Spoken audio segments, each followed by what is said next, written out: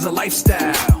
Sports cards and we live now. Jeremy Lee in the building and every guest that you ever needed. Sports cards after hours keep the hobby heated. Updates, hobby talk like you never seen it. Sports cards live and none could ever beat it. Sports cards is a lifestyle. Sports cards and we live now.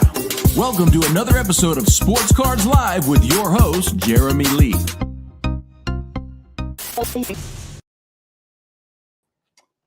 What is up, everybody? Welcome to episode number 267 of Sports Cards Live. It is Saturday night, May the 10th, 2025. My name is Jeremy Lee. All right, guys. Tomorrow night on the channel, Fanatics Collect weekly auction coverage. All sports, cannot wait. Always fun, enjoying the new format. Hope you guys are too. If you are looking to add a grail to your collection, check out Fund Your Cards, the hobby's leading consolidator. And a vendor of mine. Had a great experience with them and continuing to have a great experience with Mark and the Fund Your Cards team. Check out fundyourcards.com. Guys, Mintink is a leading hobby brand in Canada. Check out their 2 Toronto locations, online shopping, worldwide shipping. They do live stream auctions, breaks, grading, and more. Their primary focus is to bring the ultimate hobby experience to collectors in Canada. Check out mintink.ca. Also, check out GP Sports Cards, wide variety of hockey breaks located right here on YouTube, streaming every Wednesday and Friday. All new products and breaks can be found on their website, gpsportscards.com. And all new sealed products, check out their retail storefront, Total Sports Cards and Collectibles. And guys, if you're looking for gem mint and sports statistics, Rolling Insights delivers high quality data for everybody. Businesses trust their data feeds to power their platforms with real-time stats, box scores, player and team performance data. Fans and fantasy players rely on SportsWise for instant access to performance data so you can finally ditch those messy spreadsheets. Whether you're running a business or just for the love of the game, turn raw stats into a real advantage. Check out rolling-insights.com today. And also check out Chronosio, the ultimate card inventory manager. They do all the heavy lifting for you with their state-of-the-art AI auto-filling that is 90% integrated with eBay. They've already sold over millions of cards on eBay since 2017. If your collection is less than 1,000 cards, it might not be for you. But if you have a collection with 1,000, 5,000, even 250,000 cards, there's simply no contest. Chronosio is the only option for the serious collector and dealer. Get started now. Home.chronosio with a K. You can see it right up there. .com. And if you want to sell your cards on eBay but would like the pros to handle it for you, reach out to me directly and I can help you sell your cards on Slab Sharks. Hit me up on Instagram or send me an email or a DM, whatever you would like to do, guys. Also, want to shout out Private Collection Insurance. If you're losing sleep over having your precious collectibles uninsured, check out privatecollectioninsurance.com. And if you want, you can go /sports-cards-live for more information. We are acting as an ambassador for Private Collection. The founder, Enzo Ferrari, has been on the show in the past, so check out Private Collection Insurance, guys. This podcast is available. This show is available wherever you listen to your podcast, Spotify, Apple, anywhere else. Follow and subscribe for free. Please leave a rating or review. Really appreciate that. And one change to this is for the podcast listeners, guys. So we're making a change on the way that we're rolling out the podcast here on Sports Cards Live. So it doesn't impact you YouTube listeners, but for the podcast, guys, we're going to do a Patreon thing now. What it means is that for a small fee of $5 Canadian per month, you can support what we're doing here. And in return on Patreon, you'll be able to access ad-free, the full-length podcast early Sunday morning, as well as all other content that I do create and put out on that platform. It's important, like things like Road to the National and that, which aren't on podcast. They're not going to podcast, generally speaking, but we're going to start to do that. You'll still be able to listen to Sports Cards Live for free wherever you want. But moving forward, we're now going to be really publishing the podcast format of the show. We're gonna splice it up. We're gonna really launch one episode every day, Monday to Friday, to make it more consumable. Instead of a 3.5 hour podcast, we're gonna divide it up into 5 and put it out there. And that'll, of course, as I mentioned, still be for free. Nothing does change there. Guys, thank you to all our loyal viewers and listeners for your ongoing support. If you are not yet subscribed to the channel, please take a moment and do so. And as always, your comments and your questions are in play. Now, let's bring on my partner in this, Mr. Joe Poirot from Santa Cruz. How are you today, buddy? How you doing? I'm doing real well, Jay Lee. Beautiful day here in Santa Cruz. We're having a heat wave. It got up to nearly 84 degrees. And this Mother's Day weekend, I hope everyone gets a chance to honor their mother in whatever way that makes sense to them. How are you doing tonight? Yeah, I'm pretty good. I spent my day at a card show, set up at a card show today with a table. It was busy, it was fun, had a good time. Yeah, I mean, it's been, I got home, went for a bike ride with my daughter, played some soccer with my son. It's been a busy day, but here we are, and I'm excited to settle into the episode. We have some great guests tonight. Some that we've seen before, but some we've never had. Well, one we've never had before. Our first guest we're going to bring on in about 8 minutes is Grant Phalen, somebody I've known for about 20 years in the hobby. He's somebody who I have known, respected, and always enjoyed checking out his wares at the Sport Card Expo. So he's like a vintage, unopened product specialist and expert. So we're going to bring him on soon. We've got Johnny Amandola from Mintink joining. We're going to talk about, he's directly impacted by the uncertainty of tariffs. So I want to hear from him because we've been asked to talk about tariffs in the past, and we really haven't because we don't really know much about them. So we're going to hear from somebody who does. He was also at the Sport Card Expo and the Topps conference. We'll hear, a little bit of a shakedown from him on those things. And then Chris HOJ going to come on the end and close things off with an interesting, introspective sort of topic. I am sure I might have even had a bit of a heads up on that. So basketball playoffs, what's going on? Tell us about your Warriors. What's happening right now? It is midway through the third quarter, and I've got lots of friends texting me, so I'm not going to try and not know what happens, but it is a very close game. It is 1-1 back in the Bay. So we'll see who goes ahead. And obviously Curry is out for probably until game 6, if then, with a grade 1 hamstring tear. So we need Jimmy and the boys to kind of gut one out and give Steph a chance to get back out there. So and the rest of the playoffs have been highly entertaining just across the board. The NBA has been a real treat for the fans. So that's been exciting. How about the NHL? Yeah, I mean, so I was just looking at the score right here. The Edmonton Oilers in the second round, they were up 2-0 against the Vegas Golden Knights. And then I just looked, and now the Golden Knights tied it up. They're up 2-0 in their series. And they're in Edmonton tonight for game 3, and it's 2-2 after the first period. And, the Winnipeg Jets have played a great game yesterday to tie their series with Dallas at 1-1. So I'm excited to see how the rest of that series goes. The Leafs almost went up 3-0 the other day against the Florida Panthers, but they lost in overtime, so it's a 2-1 series over there. And Carolina beat Washington earlier today to take a 2-1 lead in that series. So that's a breakdown on the NHL playoffs, but it's been a great playoffs so far. So I'm excited to see what comes next. Just as a quick update, just to change the topic too. So on Thursday, the first round of cards from the old Joe Jackson consolidation have been sold. And, like anything, I don't know exactly how many cards were sold, but let's say Mark from Fund Your Cards sold 50 cards of mine to start to pay down my debt. I'd say 10, I was like, wow, that was beyond my expectations, 10 probably beneath, and the middle 30 kind of right where you expected it to be. So starting to put a dent in that, and looking forward to more of that. And then the other thing I want to mention, and Joe, you told me this last night. I don't know how I missed this on Facebook, but my good friend of the show, friend of the hobby, legend of the hobby, Carvin Chung, posted on Facebook last Sunday, which was like right after we did our show last week, that his father, Ko, passed away on last Saturday. And I just wanted to take a moment and, pay a tribute to Ko Chung, Carvin's father, because I knew him. I've known Carvin, but I've also known his father, Ko, because he used to, for like 10 years, when I would set up the expo in Toronto, I would rent my showcases from Carvin's father, Ko, and he would come and bring me the showcases.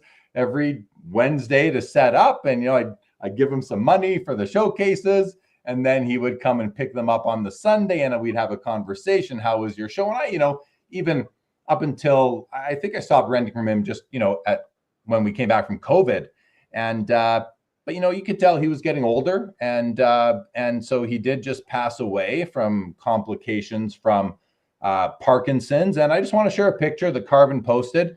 So this was his father, and again, just in out of respect for Carvin, his family, his father, I just wanted to share this with everybody, and give our best to Carvin and the Chung family. So that was his father, a handsome man. I remember him looking a lot older than that. So this must have been when he was younger, but he was a very nice man, and just condolences to Carvin and his family.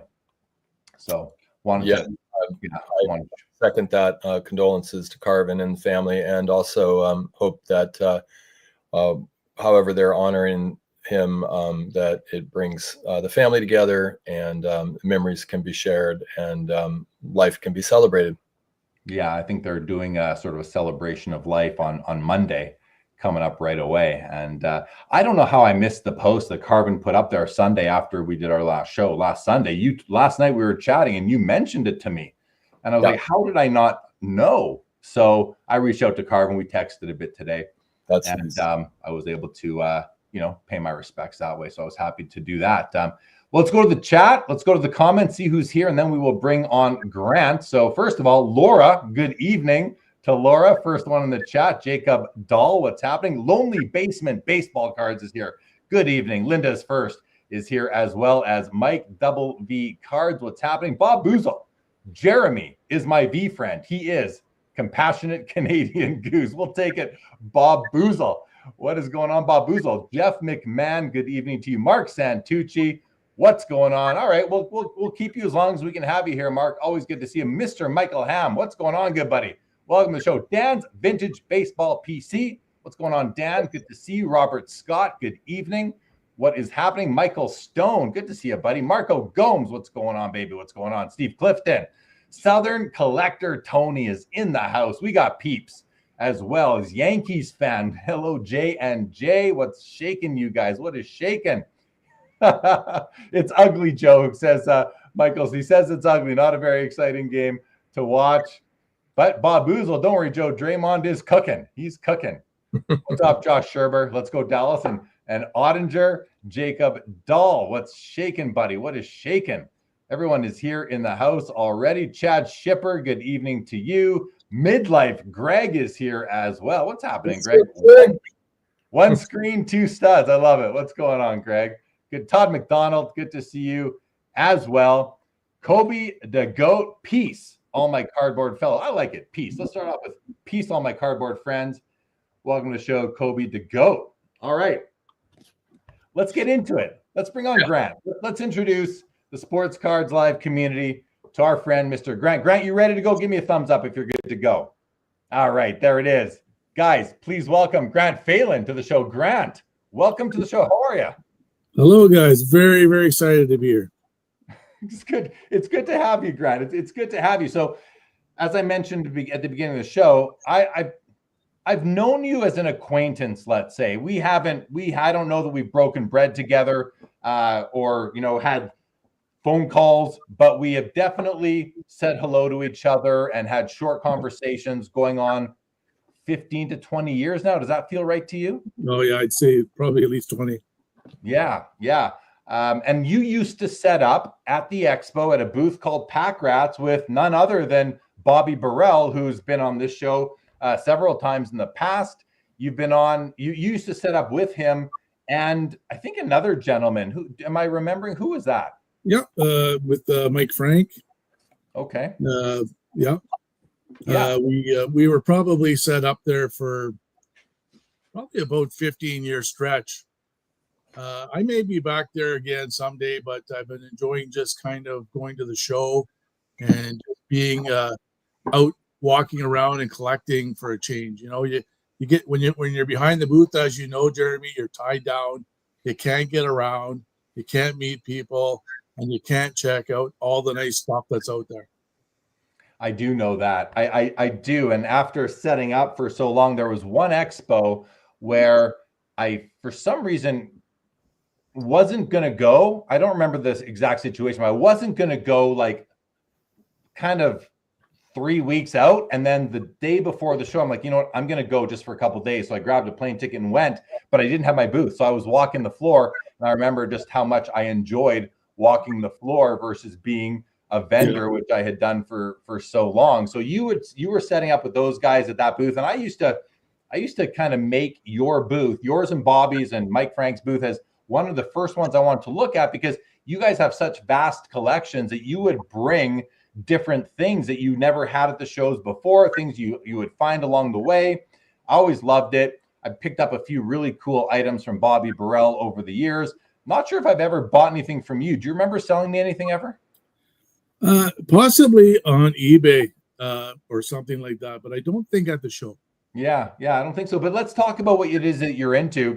And guys, I asked Grant, I said, you might want to have some cool things to show, because this guy can show some cool stuff that he's picked up over the years and from his collection. But let's start with, what is it that got you into collecting unopened, sealed vintage packs, boxes, and even opened?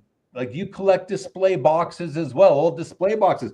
Why do you focus on those, or what is it you love about that, maybe, and contrast it with just the cards from inside these packs? Yeah, well, I think it probably goes back to the early 90s. The big card boom came in, and I was collecting everything like rookie sets, or just like everyone else is collecting.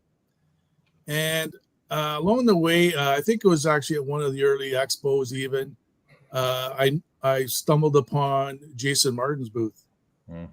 Jason Martin is a well-known wax dealer in Canada.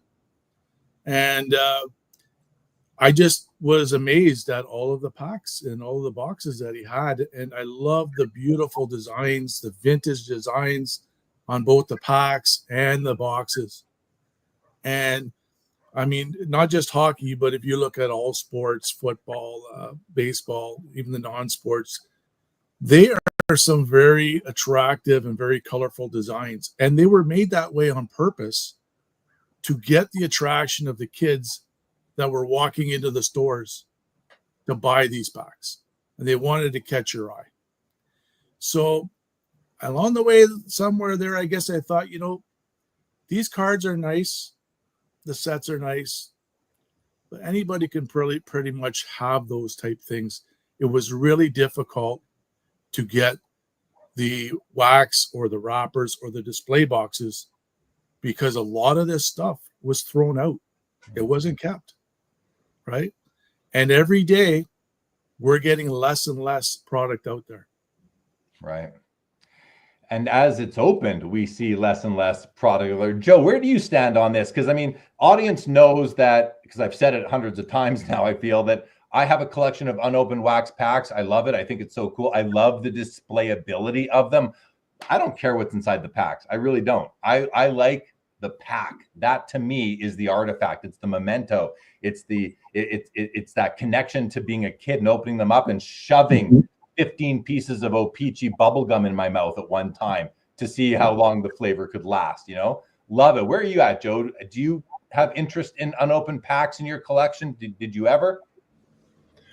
Not really. I don't know if it's because I just haven't had access, or at least access in a time when they might have been more affordable, or if I wouldn't trust myself because of the temptation to open them. Maybe a little bit of both. But I certainly appreciate the colors and the nostalgia associated with them, and have, when I do go to shows, I really appreciate like the old baseball boxes from the 70s, some of which harken back to my childhood, seeing them in the 7-Eleven or in the liquor store, or wherever they might be back in, the mid to late 70s. So I certainly appreciate them. I understand them as collectible, and they have that vintage feel to them, the authentic kind of flavor, if you will, of whatever era they're coming from. Yeah. I've got my collection of these things and I want to display them. I want to have some display cabinet sort of made, and I got a spot picked out on the wall right there for them. Can't wait. Here, I got to bring this question on that just came in, Grant. Maybe you can answer this. Lonely Basement says, was O-Pee-Chee gum any different than the Topps gum? Did they taste different, Grant? I don't believe so. I mean, I've seen pictures of actually video of them making the gum, and I'm sure that both of them were made the same way. It's almost pure sugar. I mean, like if you, and this, funny that Joe was mentioning about the temptation to open. One of the biggest questions that I get asked is, how do you not open it? Like, how do you have a pack like that in front of you and not open it? And kind of going back to what you were saying, I can still remember a 7-year-old version of me walking into my local variety store and picking up these packs that are sitting on the counter, grabbing a handful of them, going outside, shoving all the gum in my mouth. The flavor only lasted for about 30 seconds, but I'm telling you, it was pure heaven. That was 30 seconds of gloriousness. It was. And then, you thumb through the cards and look at the players and sometimes make some trades, play some games with them. But as far as I know, the gum would have been the same, like whether it's Topps or O-Pee-Chee, or very similar. Yeah. I just love this stuff. I'm curious. So as I mentioned, I would see you at the booth, the Pack Rats booth with Bobby. How did you ever get to know Bobby Burrell? Who, he's written his name is he's the author of some great books. How did you get to know him, and were you involved in those books at all? Yeah, well, back in the early days of eBay, for those of us that kind of started with eBay when it really first came out, it was quite easy to talk to people on the side on eBay. Now they've really made it hard for any kind of conversations, but Bobby had actually listed a 1976 WHA wax pack on eBay, which I purchased. And through conversation on eBay, we ended up meeting at the expo. And from there, we just evolved as friends from there. Both were wax lovers. And a few years later after that, Bobby had aspirations of putting out a book. We wanted to put some knowledge out there about the hockey wax world. And there had been I'm not sure everyone on the site how far back they go, but there was a guy named Mark Murphy, the baseball card kid at the time. He was well known. And he had come out with a $5 wax guide that is actually like, it's like the Bible today for unopened people. When they come available, people snatch them up. They're usually going for like $100. Bobby's book was similar, except it focused on hockey. And I was proud to be one of the editors for it, trying to help him and give him some pictures of some of my stuff, as well as other people did. And Bobby obviously went on to make several other very successful books. Anybody that's seen them, that they're great. Yeah. And he's now in the process where he has an app running, and basically all that book knowledge, and it goes right into food issue stuff and everything. And the app covers it all now. Nice.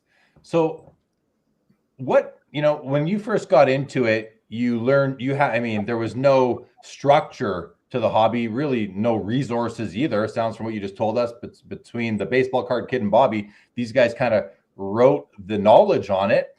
What sort of tips or advice, like if someone wants to get into collecting unopened packs, unopened boxes, what are some tips, advice that you would give these people to help them, avoid making mistakes and paying too much tuition, let's say, to get their feet wet? Yeah, one of the biggest dangers is falling into a trap there, especially on eBay. There's so much bad wax out there. I would not recommend the average person to buy it. What I would suggest is to stick to buying graded wax.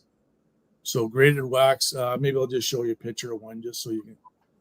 It's very similar to your PSA cards. Yeah. So here's a 1963 CFL football pack. It's almost identical to the Topps version for the NFL, but this has been graded by PSA. So it has gone through Steve Hart, and it's gone through PSA, and it's been graded. If you don't know what you're doing, that's what I suggest you do, or find someone that does know. Quick little rundown is what they're looking for are the folds, especially in the pack. There's a seal on the back of the pack that the machine makes that's very spottable. And if your eyes are trained for this kind of stuff, you'll see it. The whole condition of the pack, the wrapper, everything comes into effect. It's quite a. I'd probably have to take another half an hour of the show to get into the identifying of wax. People do that another day, but that's kind of what you're looking at. So if you don't know what you're doing, buy graded wax. It's beautiful and it's displayable. And hey, if you've got a set of whatever year, 1980 O-Pee-Chee, for example, why not match it with a pack? You know, why not match it with a display box from that year? Yeah. Or a wrapper. Yeah, I think I'm with you completely. But I even go further and I say, I don't have those sets. And I used to collect all those sets. I don't have any complete sets of O-Pee-Chee, Topps, any sport, but I want the packs. To me, the pack is, I just love them. But do you have a favorite set? Like, what's your year? Everybody seems to have their year. I mean, if I'm talking hockey, my year is I don't know, maybe 82, because that's when I really got into it, because Dale Howardchuk's rookie year and I was in Winnipeg. A lot of rookies in that one. Yeah, some great, Fear Francis there as well. Yeah, I mean, 84, the Yzerman, 85, the Lemieux, 86, the Watt, 87 and 88. I love all those years. I mean, that was my sweet spot. You're just gonna have to get them all. Yeah. So I have all the packs. I love the packs. I think they're awesome. You mentioned that, okay, go with graded, so you know that you're getting an authentic pack that hasn't been opened. You said if it's graded by PSA, it goes through Steve Hart, which I know, I'm well aware. I bought a lot of my packs from Steve Hart in the mid 00s is when I got a lot of my vintage packs, and so I respect those packs a lot. I love them, but is he the only guy? Is Steve the only guy out there that kind of, because my understanding, the way it works is it's a two-step process when you send a pack in to PSA. They will accept your pack. They will either somehow send it to Steve Hart. He will examine it and make sure that it is authentic and not untampered with, but he doesn't grade it. Then he will send it back to PSA, say this one's good to go. And then they will put a grade on it based on their grading criteria. Is that correct? Is that how it works? And number two, is Steve Hart the only guy in the world that can do this? Like, if he gets hit by the proverbial bus, what kind of trouble is this hobby in terms of unopened packs? Actually, you know what? This is a big topic of discussion. Actually, I've talked to a lot of people about the same thing lately on some of the wax groups I'm on and other things. So right now, the way it works is, yes, he is the man. They get shipped to him, he authenticates, and they get sent back to PSA, and they get encapsulated and graded. Graded and encapsulated. There should, quite honestly, there should be more people. I think that there should be competition or more than one person looking at the same packs. I really don't think one person can do this. I don't think one person has the ability to be that god of wax. So, I mean, he is good, very knowledgeable person, but I really think there should be other people. And like you said, what are they going to do if he gets struck by lightning one day? Who's going to be the next person? And there are quite a few people that are known in the hobby, like Bobby for myself, Jason Martin from Martin Sports Cards. There's guys in the States, Kurt Christensen. Whether or not anybody wants to take any of these on, I don't know.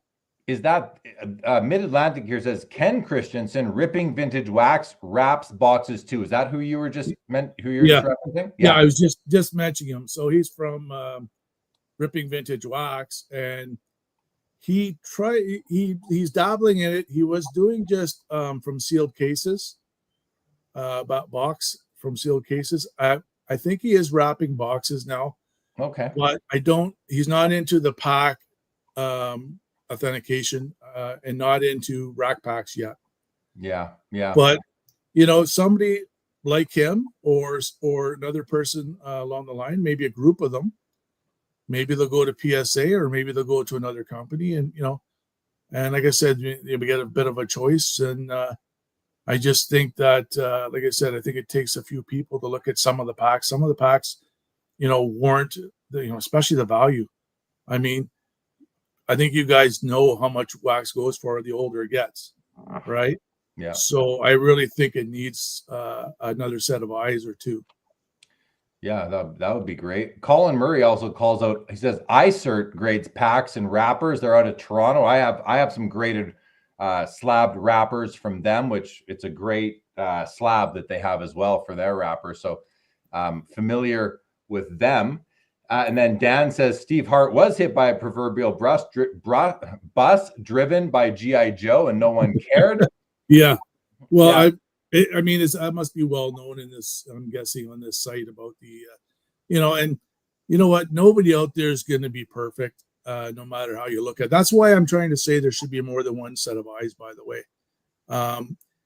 When especially it gets into that new stuff in cases, I don't think anybody can authenticate a case like that being sealed. Technology is just too good nowadays to make it look good. You'd have to open the case. You'd have to look at the boxes. That's just the way it is nowadays, right? Grant, what are your thoughts on, GAI was another company that was, and I used to see GAI slabbed. It's hard to call it a slab because it's flimsier plastic. It's still solid, but it's not solid like a PSA slab is. But I remember seeing GAI slabs at the Pack Rats booth, various years, products, whatever. Tell us a bit about GAI and their history. I'm a little confused. I feel like there's an era. Yeah, Joe's got a couple of GAI slabs there of cards, but I feel like I thought that their stuff was good. Maybe there's an era within GAI that you can't trust as much. How does that work? Do you know? So when Guy started out, they were the first to grade. They were the first pack graders. And they had some excellent people on that team at that time that knew wax. They really did it right. They brought some guys in there that knew wax. Their names are escaping me. It's been so long, but I remember the one guy's name was Paul, I believe. But along the way, I guess they got too big for their britches too quick. I'm not sure what happened, but Guy did fold. The company did fold. Oh, you're calling GAI Guy? Is that? Yeah, I just call it Guy. Sorry, just to make it sound a little bit better. Okay, a little quicker. So GAI, they folded. When they came back into business, those authenticators that they had no longer were there. They were just doing it themselves. And so the way you can kind of tell those ones apart, they're the later numbers in the series. Okay. And some of them have white on the labels. Okay. So if you have a late number one, I'm not saying it's a bad pack. I'm just saying that your chances are much higher. Now I have a very serious ulterior reason for asking you this, because just today at the card, no one knows this, not even Joe, just today at the card show that I was at, an older gentleman who's been in the business for many years, he's starting to sell his collection off slowly. I walked by and I did a double take, like, what was that? And he goes, I bet you never seen that before. I said, I don't think I have. And it's a sealed pack in a GAI slab. And I bought it from him today. And I could not resist. I had to buy it. And so I want to know how high of a one, because this serial, I'll show the pack. I'll just, build a little suspense here, but the serial number starts with 101. Am I probably good? It's been a while since I've looked at it, and I could find out for you, but I believe it's up in the 13s that you're really worried about it. Okay. Or if it has a white label. And again, I actually bought about 25 84 O-Pee-Chee packs that had the white label.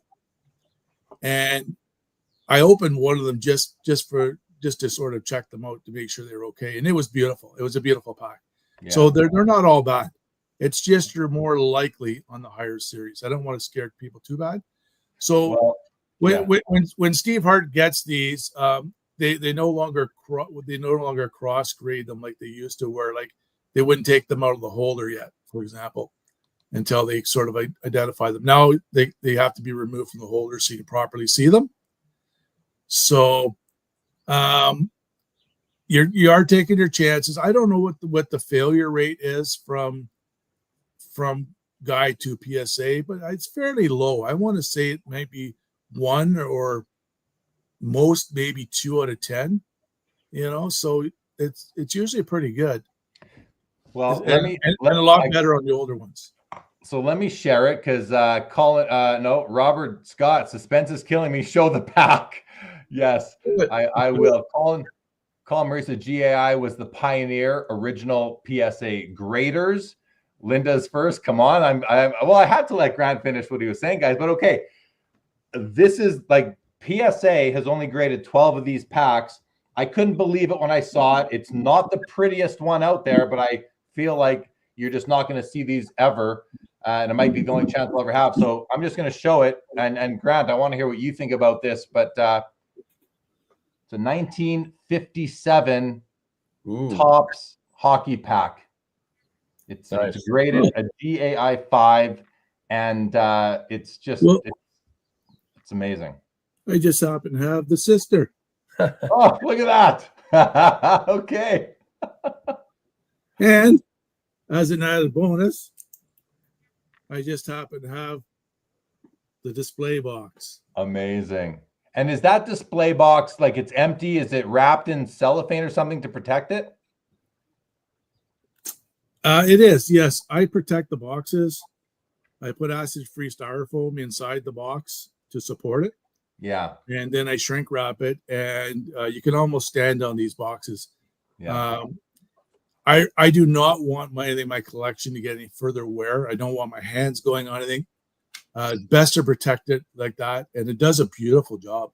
It really does. Yeah, I have. Some of the items I bought from Bobby back in the day are old display boxes, not card boxes, but like penny gum and stuff made by the companies that went on to make sports cards. And I have them on display up here to this day, and I love them. They're done that. I'm sure they're done the same way. You guys probably figured that out together. So yeah. Well, Bobby's a little bit more meticulous than I am. I have to say, like I think I do a pretty good job, but Bobby is like meticulous when he does it. A little bit of background, if you want it, for that pack. That pack was straight from the O-Pee-Chee factory. It was Gary Careen's collection. Gary Careen was the former owner of O-Pee-Chee. Mm-hmm. And that box was actually stored at the Hockey Hall of Fame for quite a while. And you could see it in one of the showcases. And Mastro had an auction back in 2006, I believe it was. And that was one of the boxes that was in that auction.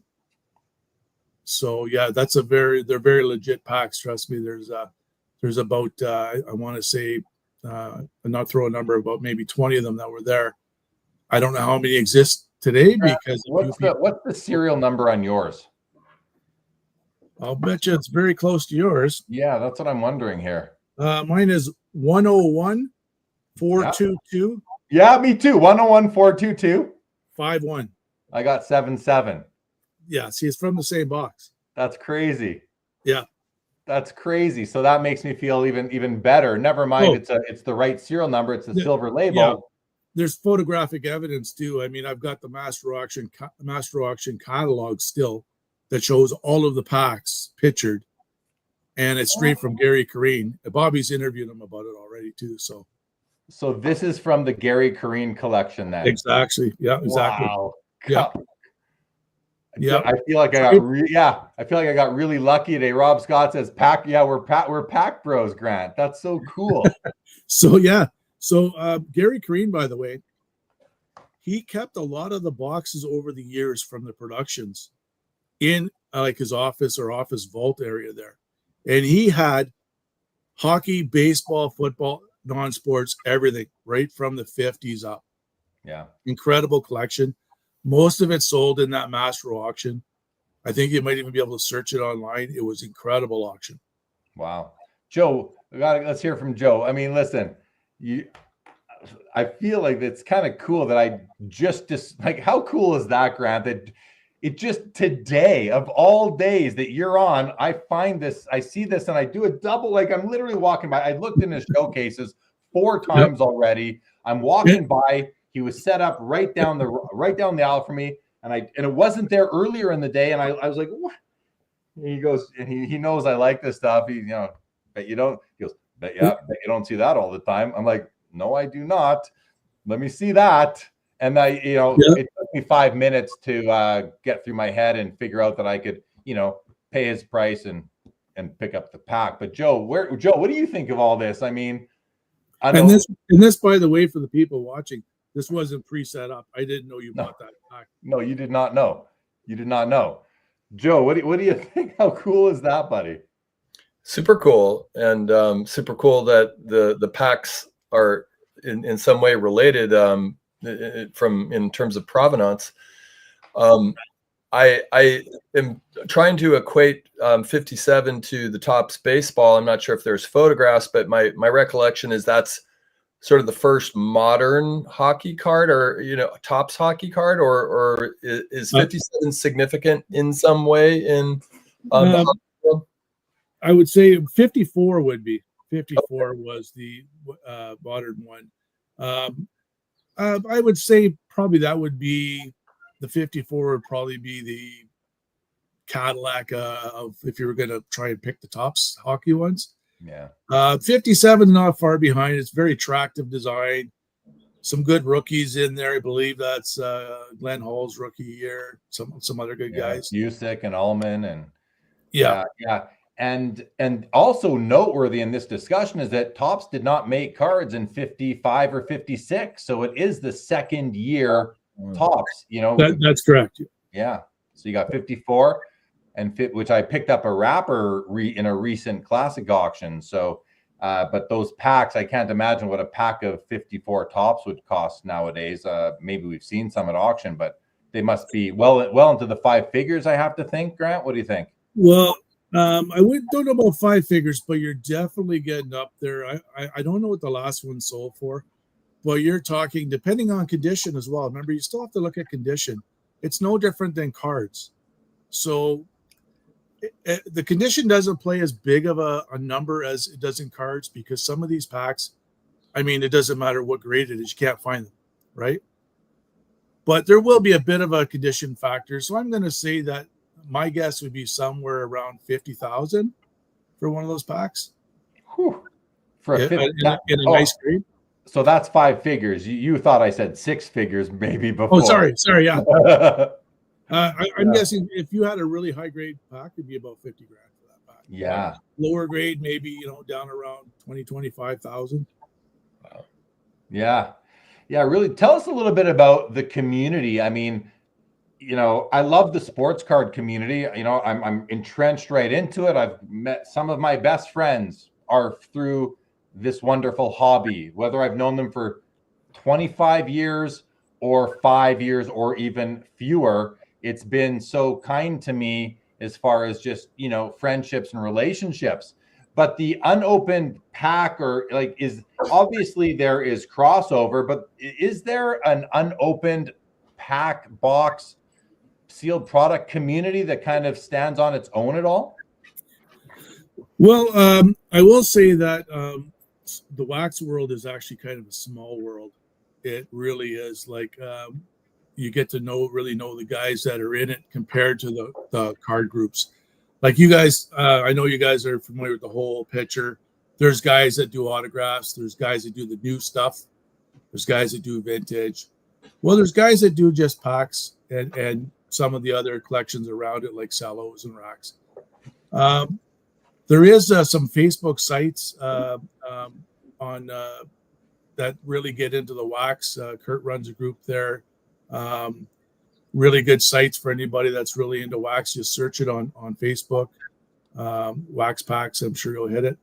Yeah. And those are where we usually connect. But the groups are definitely much smaller than what your card collecting would be. Yeah. It's definitely a bit more of a niche. Good. No, and so we're going to, in just about 2 or 3 minutes, we'll bring Leighton Sheldon on as well. And I want to hear from him about this stuff, but let's go to some comments before we do that. I want to say hello to Found Treasures. Welcome to the show. Michael Stone said, Grant, is that a Charleston Chiefs jersey? Classic. Love it. You've had a couple comments on the jersey. That's from Slapshot, is it not? Yeah, well, I figured I'd wear it. I wasn't sure if I was going to get into fisticuffs with Joe or Sheldon or you, so I figured I'd put some foil on and start throwing them. You're very intimidating in that jersey. Colin Murray is here, of course. Laura says, Grant, what are your thoughts about the history of the recently auctioned and re-auctioned 1979 O-Pee-Chee hockey case? Do you have a few words you want to say about that? Oh, definitely. That was the holy grail. I mean, an unopened case that was just incredible coming out of Canada here. I know I was talking to Heritage Auctions when I was at the expo all about it. And it's a sad thing that, there was a non-paying bidder in the auction. I can't remember that it went for, I think, over $4 million originally, I believe. 3.7 or something. Yeah. And it ended up, I think the second time was about half that. Yeah. But, it's unfortunate, but seeing something like that come, it really what makes you wonder what else is still out there. And I know that they had Steve Hart authenticate it all, went through the boxes and sealed them all. So there's going to be some pretty cherry boxes going around for people that you can't afford a case, but there are some people maybe that could afford one box. Sure. I'm still not one of those people, but they're out there. Okay. Bobby Burrell said Grant has a vast wax collection. We'll see some pieces of it. Professor, good evening to you. Robert Scott says, remember the vintage packs they'd open at the Pack Rats booth? Drew quite a crowd. Those were good times. I do remember. I used to go to watch those as well. He also says the early GAI stuff was good. Mid-Atlantic here says GAI packs are very highly regarded. They also specialized in star basketball bags. Jeff Hart said later generation GAI slabs with the white labels, iffy at best. Ties into what you were saying. Mid-Atlantic says vintage non-sport wax is reasonably priced, relatively easy to find. Example, Star Wars, the boxes are works of art. Yes, these things make wonderful displays. Jeff goes on to say there are so many incredible packs in GAI slabs that folks are afraid to move to PSA due to transport messing the packs. PSA needs to have a couple of pack events so there can be drop off in grade. And I mean, I'm with them because this is my second. This is now my second GAI pack, along with the 61 Fleer basketball with a similar label, thankfully, that I would love to cross over. However, as Vintage Card Collector says, I hear comments that PSA is working on a slab redesign for packs. Many say the current slab is too tight and can damage them. Would love Grant's thoughts. I'll just share mine really quickly first, which is that I don't like the new PSA slabs for packs. I love the old ones. All my packs are in those old ones, and I'm not willing to give them my 2 new packs unless they go back to that or similar. And at the show today, there was a PSA rep there who I know, and I said to him, I go, how does it work with packs? And I said, I want to go back to the old slab. He goes, well, maybe you just have to reslab all your other ones. And I'm like, well, I'm not going that far, but yeah, I'm with him. I like the older slabs a lot better for the packs. I don't know. They just feel it and seem better. I like this comment from Linda's first says, I see your pack. I see your pack and raise you a pack and a box, which you did. Yeah, go ahead, Grant, jump in. Yeah, so just getting back to the other comments from the person about the shipping and the damage. I've had quite a few packs damaged that I've sent to PSA. You definitely have to make sure if you're going to send it to them to fully insure them. They will come good for them if they get damaged. But you know what? If it's your treasured pack, you're going to cry. I don't know what the answer is. I really would like to see them maybe do a lot more on-site, maybe pack authentication, so that if you really have a high dollar pack, maybe you could go to the expo or the national and get it done right there. A lot of moving parts though, Grant, right? because Steve Hart is busy at his booth, and they need a separate slabbing machine and all that sort of thing. So I don't know if that'll happen. It would definitely be hard. It would definitely. I'm not saying it it's would definitely be hard. Again, I want to run. Sorry, finish if you up. had more people doing it, maybe. I don't know what the answer is. All I know is you're flipping a coin basically when you send packs away in the mail. They go back and forth so many times. You're going to get a few with gum tears, and if it's that favorite pack of yours, unfortunately, you're going to be a little upset. I know I have been. Yeah. Okay. I think I've run out of time to go through more comments. So instead, we're gonna bring Leighton on now. Leighton, you good to go? He's good to go. All right, bringing Leighton on the show, guys. Welcome back, buddy. How are you? Good. How are you guys doing? Doing well. Do you know? So I don't know if you know Grant, but I know you guys have dealt. But Leighton, I'm honored to reacquaint you with Grant if you need me to. How are you, Grant? Good. Yep. I met Leighton, the expo back long time ago, 20-something years ago, probably. And I have also rekindled that at the National and just through some different dealings we had over the years, probably with the auction site and that. Good stuff. So Leighton, I wanted to ask you while you're having a little crossover here with Grant. Do you ever come across in your travels, in your professional baseball card treasure hunting, do you ever come across unopened packs, graded, not graded, unopened boxes? Like how often do you come across these things? Just to give us an idea of how scarce they really are, if so. Great question. And in the wild, gentlemen, not very much. Not very much at all compared to the amount of vintage cards that I'm able to buy. I would say that most of what I've been able to buy has probably been out of auctions or from private collectors. I just don't think there's that much fresh stuff out there. But as I just heard you talk about a few minutes ago in regards to the 79 Peachy case, I do think that there are instances where there's fresh stuff out there, like the beer box find, like the 79 Peachy hockey case, meaning you're not going to just find a stash of a handful of cards or a handful of packs. It could be someone related to the family that printed the cards, or someone that bought these cards as very wealthy, people back when they were issued, and they just sat on them and they never had to deal with them until many decades later. So I think it's out there, but I just don't think it's as plentiful in terms of the amount of people that actually hold unopened that's in the wild. Yeah, makes sense. Colin here says O-Pee-Chee wax non-sport is very tough to find out there. And here's a question that Jacob Dahl asked. He has a question about tobacco era packs and pouches. How do we know those are real and not fake if they are not graded?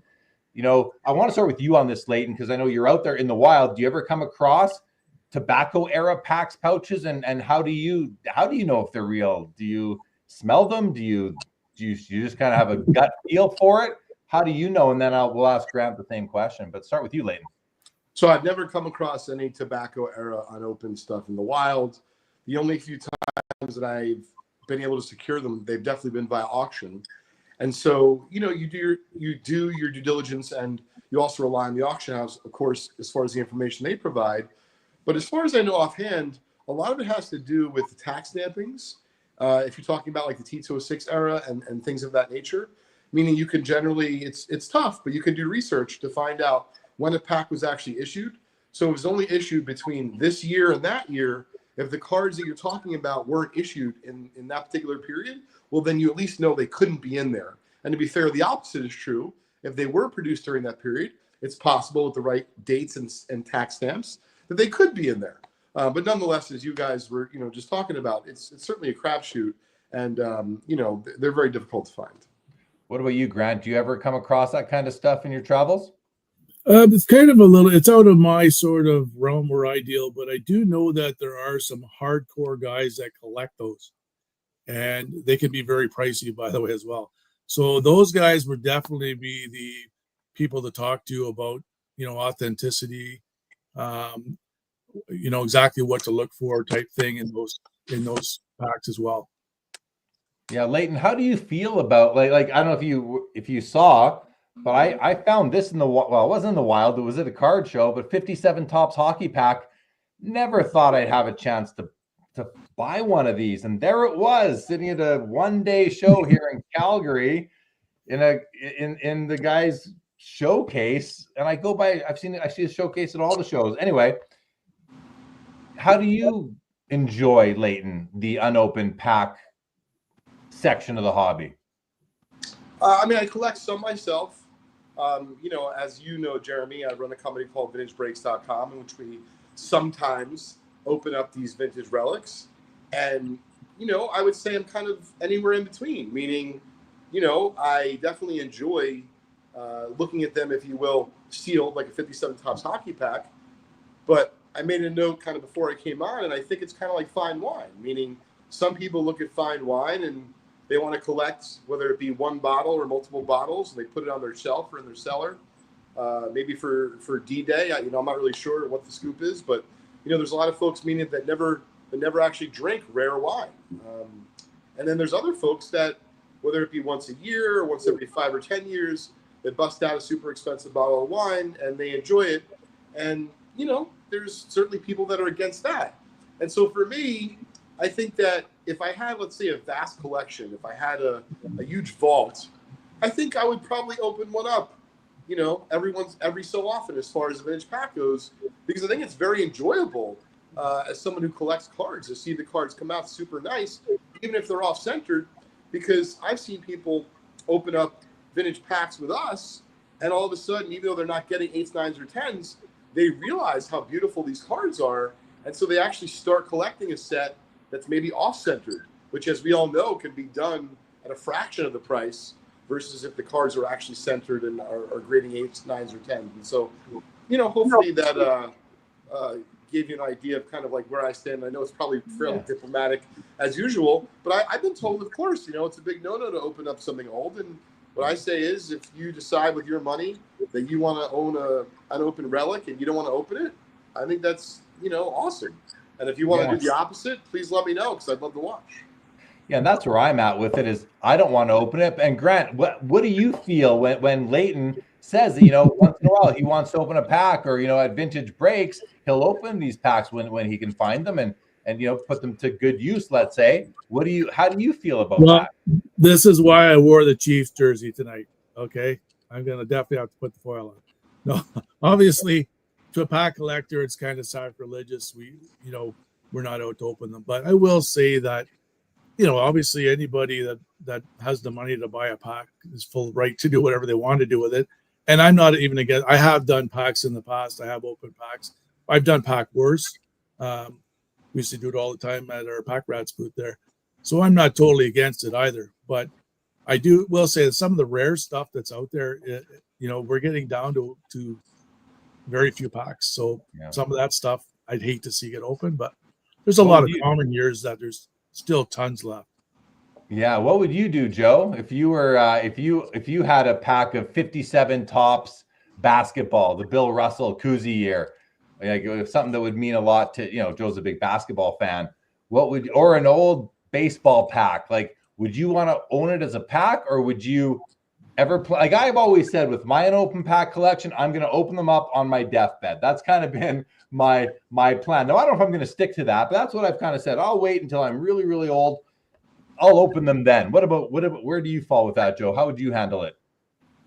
I'm not really much of a gambler, so I would probably just try to appreciate it in its unopened state. And I do appreciate it. I do appreciate seeing them in their unopened state. But I would probably just long-term hold. And if at any point I got super interested in opening it, I might actually move it before I opened it because I was too worried about maybe not hitting something. So yeah.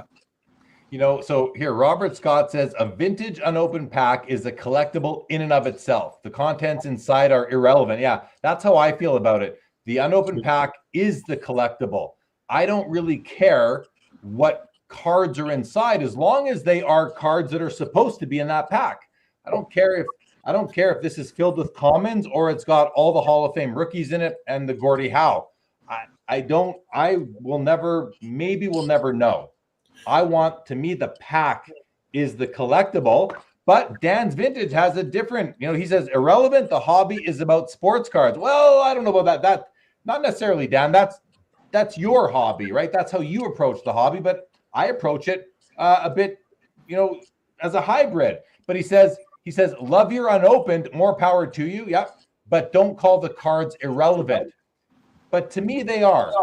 The mix of cards is irrelevant. The cards need to be, so it's weird because the cards need to be there. So they're not irrelevant, but which cards are in there? Totally irrelevant. I think that's where I stand on it. And yeah, this is the artifact to me. That is the collectible. Where do you stand on that, Grant? Well, it's kind of like opening up an old pharaoh's tomb and digging out objects of gold in that, and maybe some stuff should be left where it is. I don't know, but I think the good thing about this is we are having good discussion about this from all different angles, and the other good part about this is we all don't collect the same thing, so we're all not fighting each other for it. Well, exactly. Yeah, that's true too, right? We do have, Rob says here, these unopened packs are survivors of years of temptation. But Michael Ham says, open everything. You can still enjoy the packaging. They are made to open. They certainly are made to open. But then I think about comic books. People collect graded comic books. Well, that defeats the whole purpose. You can't open them up once they're graded. Comic books are made to be read. So that means, to be consistent with Michael Ham's comment, you should not grade your comic books. They're made to be read, but people do it anyway. So it really comes down to whatever you want to do with it. Of course it does. There's no doubt about it, but we all have our own approaches to it. And to say one's approach is wrong in and of itself, I would say. That's what's beautiful about this hobby. We all have our own ways of doing it. And you can certainly inspire other people to collect in a similar way, or I'm inspired all the time by my fellow hobbyists, and I'm sure I've inspired some along the way myself. But that's a lot different than saying your way is wrong and my way is right. I think we have to be open-minded to it and let people collect how they like to. And I think most of us do that. So that's pretty good. Joe? I have a recollection from when there was a card store here in Santa Cruz in the early 2000s by the name of Clubhouse. And there was a regular customer. He'd come in every Friday afternoon and he would buy 2 packs of whatever was fresh in the store. And he did this for years. I mean, years and years and years. And he would open one pack and he would put away another pack. And so I always wonder, God, I wonder if he ever opened up those packs. I mean, they weren't vintage per se, but it would be pretty cool to see. I think he even got into some of the ultimate, a few higher end packs from those early 2000s, Upper Deck and whatnot. But that might be a way to split the difference in some way of kind of opening and preserving the wrappers, the kind of flavor, even just the issues, kind of reminding yourself of parts of the nostalgia that you were privy to at a certain time in your life. Well, yeah, and so Todd McDonald here says the unopened pack is the closest and strongest nostalgic feels of childhood collecting, and that's what it is for me. It's, I can still remember going to the corner store, spending my $2 allowance on 8 packs of cards, whether 1980 Topps basketball and whatever O-Pee-Chee hockey was on the shelf, whatever baseball was on the shelf, and I would take 8 packs and I would, I can remember, you stacked up, how they feel in your hand, right? I know how that opening that wax feels and smelling the gum, the white powder on your fingers and the cards, shoving that gum in your mouth. I think that's why I collect these things and why I love them. It takes me back to being a kid. Yeah, you're reliving your childhood, definitely. Yeah, that's what nostalgia is. And meanwhile, I found myself often saying in other areas of my life, let's move forward. You got to move forward. You can't go back. Let's move forward and deal with life as it is today. Yet, for whatever reason, we humans love to reminisce on when we had no responsibilities and we could just enjoy the fruits of being a child, I guess. Yeah. Interesting stuff. Okay, so let me just check where we're at here. We have Johnny Amandola will be joining us in about 10 minutes or so. So good. We have you guys still for at least 10 more minutes. And yeah, I'm kind of just want to maybe just open the floor now to actually, you know what we'll do, guys, is let me go to a couple of the comments I wanted to get to earlier, and that'll spark some more great ideas from the chat. But thank you, Mark Santucci, on the 57 Topps hockey pack. Mid-Atlantic here said Nat Turner recently announced PSA will soon grade and authenticate Star basketball unopened bags. So that's a huge move forward for the Star community, which is a community in and of itself as well. And we were talking about the 1954 Topps hockey pack. Jeff Hart said a PSA 6 sold in April of 2021 on REA for $37,000. Yeah. That's a lot of money for a pack of cards. It says 5 cents on the front, right? Do you remember that one, Grant? Yeah, I couldn't remember the exact dollar amount, but I knew I was in the right range when I was giving some dollar figures out. And you know, how many more exist that are higher grade? I don't know. I know there are a few, but you know, the value return there is pretty good, like you said, on a nickel. Yeah, on a nickel, exactly. And then Bob Boozle, news alert on collect on CLTL. Jeremy Lee considers leaving the sports card community for the unopened pack community.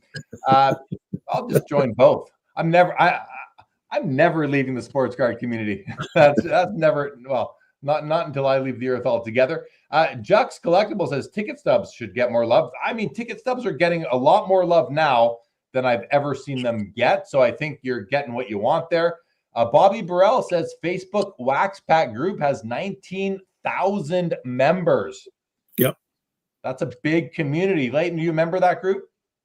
Yeah, I am. And one thing I wanted to comment on, Jeremy, in regards to vintage, because, you know, it's certainly a long shot, but for me, yes, I do like keeping them closed, but the allure of opening them is I might actually get to own a card that not only may I never get to own in that grade, but to see it right out of the pack is something that I thought would never happen in my lifetime. So I made a note to myself, you know, one of the fun things about, you know, running VB is that we get to watch these packs unfold. And a lot of times people keep the cards for their collections. But we opened up a pack, I think, within the last year or so, 1955 Topps All-American Football Cello pack. Now, it's not the last one out there, but there's definitely not a ton. And we pulled a 4 Horsemen card, and it got graded to PSA 8. And a member of our community who had pulled it told me that he was going to put it up for sale. And I immediately jumped on it. And I pretty much paid like full market, probably plus. But that's a card that I would have never had a chance to buy if we didn't open up a pack of 55 All-American Cello. And for me, that card is definitely worth more than any 55 All-American 4 Horsemen PSA 8 that I can find on the floor of the National. And there's a lot of joy in that for me. So, you know, I'm curious if anyone else out there feels the same, but I think it's very rewarding, whether it be you open it yourself or you see it opened and then you're able to somehow either buy or claim that card, and you either get it graded yourself or you get it graded and you acquire it afterwards. But I just think that's a lot of fun, especially when it comes to vintage, because it's really tough to do that. Yeah, I'm not sure if you can see it in the video that's here, but in the case behind me, there is a Gretzky rookie O-Pee-Chee card that I pulled at one of the expos. We were doing Pack Wars. And so just down what you were saying, I pulled that card and I looked at it, and no one's seen that since it left the factory in 79. And I had it graded a 7.5, which is not, you know, crazy great or crazy bad, but it's not going anywhere, that card. Yeah. And, you know, for me, yeah, I mean, I could open this pack up, but I don't have the stones for that. I mean, I would get, you know, I don't even know how many cards are in here, 5, 6, 10, whatever's in here. I would be crushed if there wasn't a card that I cared about in it. So for that, and that goes for all my packs. I don't want to take that risk until I'm on my deathbed, and at which point I might be willing to do that. Wesley says, big fan of the show from your friends at Score More Sports in North Carolina. Wesley, thanks so much, and welcome to the live stream. Mid-Atlantic says, vintage unopened wax is the one product where pop count goes down over time rather than up, which is a nice thing about it. Vintage Card Collector says, would you rather have the unopened 55 pack Leighton opened at the National or the PSA 9 mantle that came out of it? Yeah, I mean, obviously the PSA 9 mantle I would think I would rather have, but you know, what are the chances of getting it out of a pack? That's a big gamble there. Hey, what's up, Matthew? 1956 Topps guy is here, and Bobby Burrell says sealed wax packs are the collectible within the collectible. It's a twofer. Yeah, I love that. That's kind of where yeah. I mean, you can. I would rather have the pack and then go buy the cards and have it all. So that's where I'm at. Yeah. All right, Grant. What else would you like to before we let you go here in about 3 to 5 minutes? What else would you like to share with us? And do you want to show us a few pieces from your collection? Oh, I'd love to. I'd love to show you a few things. Well, I know we got some different people here, so I'll show a few different things. I'll start with maybe some non-sports. There's got to be some people in here that delve into non-sports. That's something I picked up there. Hogan's Heroes wax pack. That was my favorite show. So I have to say, growing up, I love Hogan's Heroes. Yeah. And so I had to get one of those for sure. Another non-sports one, a little bit rare to find as well. This is a $6 million man. This was a test pack run by Topps. They never came out with it in the full series from that. So it's kind of a nice thing for the non-sport guys. We're talking about display boxes. Here's an actual beauty. Wow. This one here is just so minty. That's cool. What year is it? Oh, 61. This is from 1961. How about that?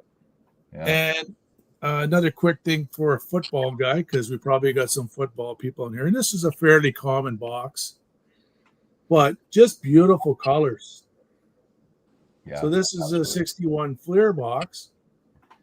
But the reason why I'm actually showing some of these is they're not that expensive. They're really not. Like, give us an idea. We're talking a few $100s for something that, you know, is not that not that bad for most people to afford, right? On the side of rarity, I think we talked in our sort of when we had a little bit of a pre-conversation. I think you sort of said what was probably my most rarest item I have, sort of thing. So I think that most people are aware of these super sallow packs being quite common in the States. So that's a baseball pack from, I believe, was that 81? You probably know. Yeah. So I think it's 81. So super sallow. So you see the gum below the pack. Nice. So these were made, I believe, 79, 80, and 81, if I'm right, for football and baseball. Well, what's not common here is in Canada, we didn't have the same sort of print runs that you have down there for hockey. There's much less hockey out there than there is for baseball and football.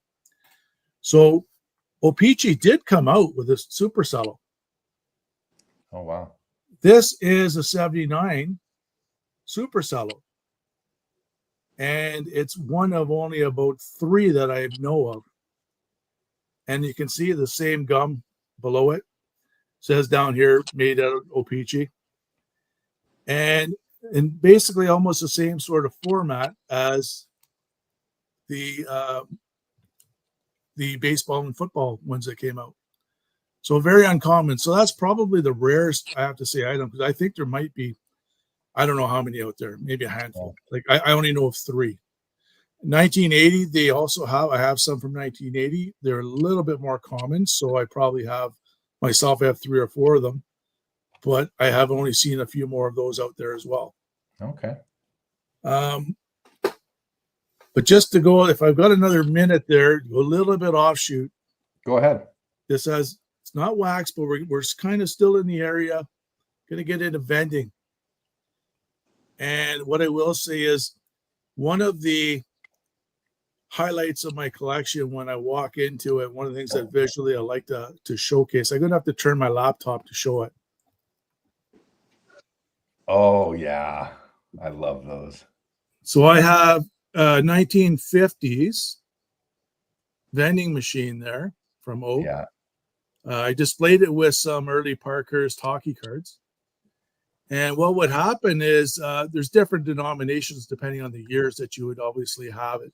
They changed it over the years. But what would happen is you put your 10 cents in, you turn it, you get one card and you get a bubble gum. And these were all over the place back in the day, in the 50s and 60s. And they're absolutely stunning. Love it. So that has to be one of the proudest things I actually have in my collection. It's not even wax. Yeah. Brett is right. He says that vending machine hit Jeremy right in the nostalgia.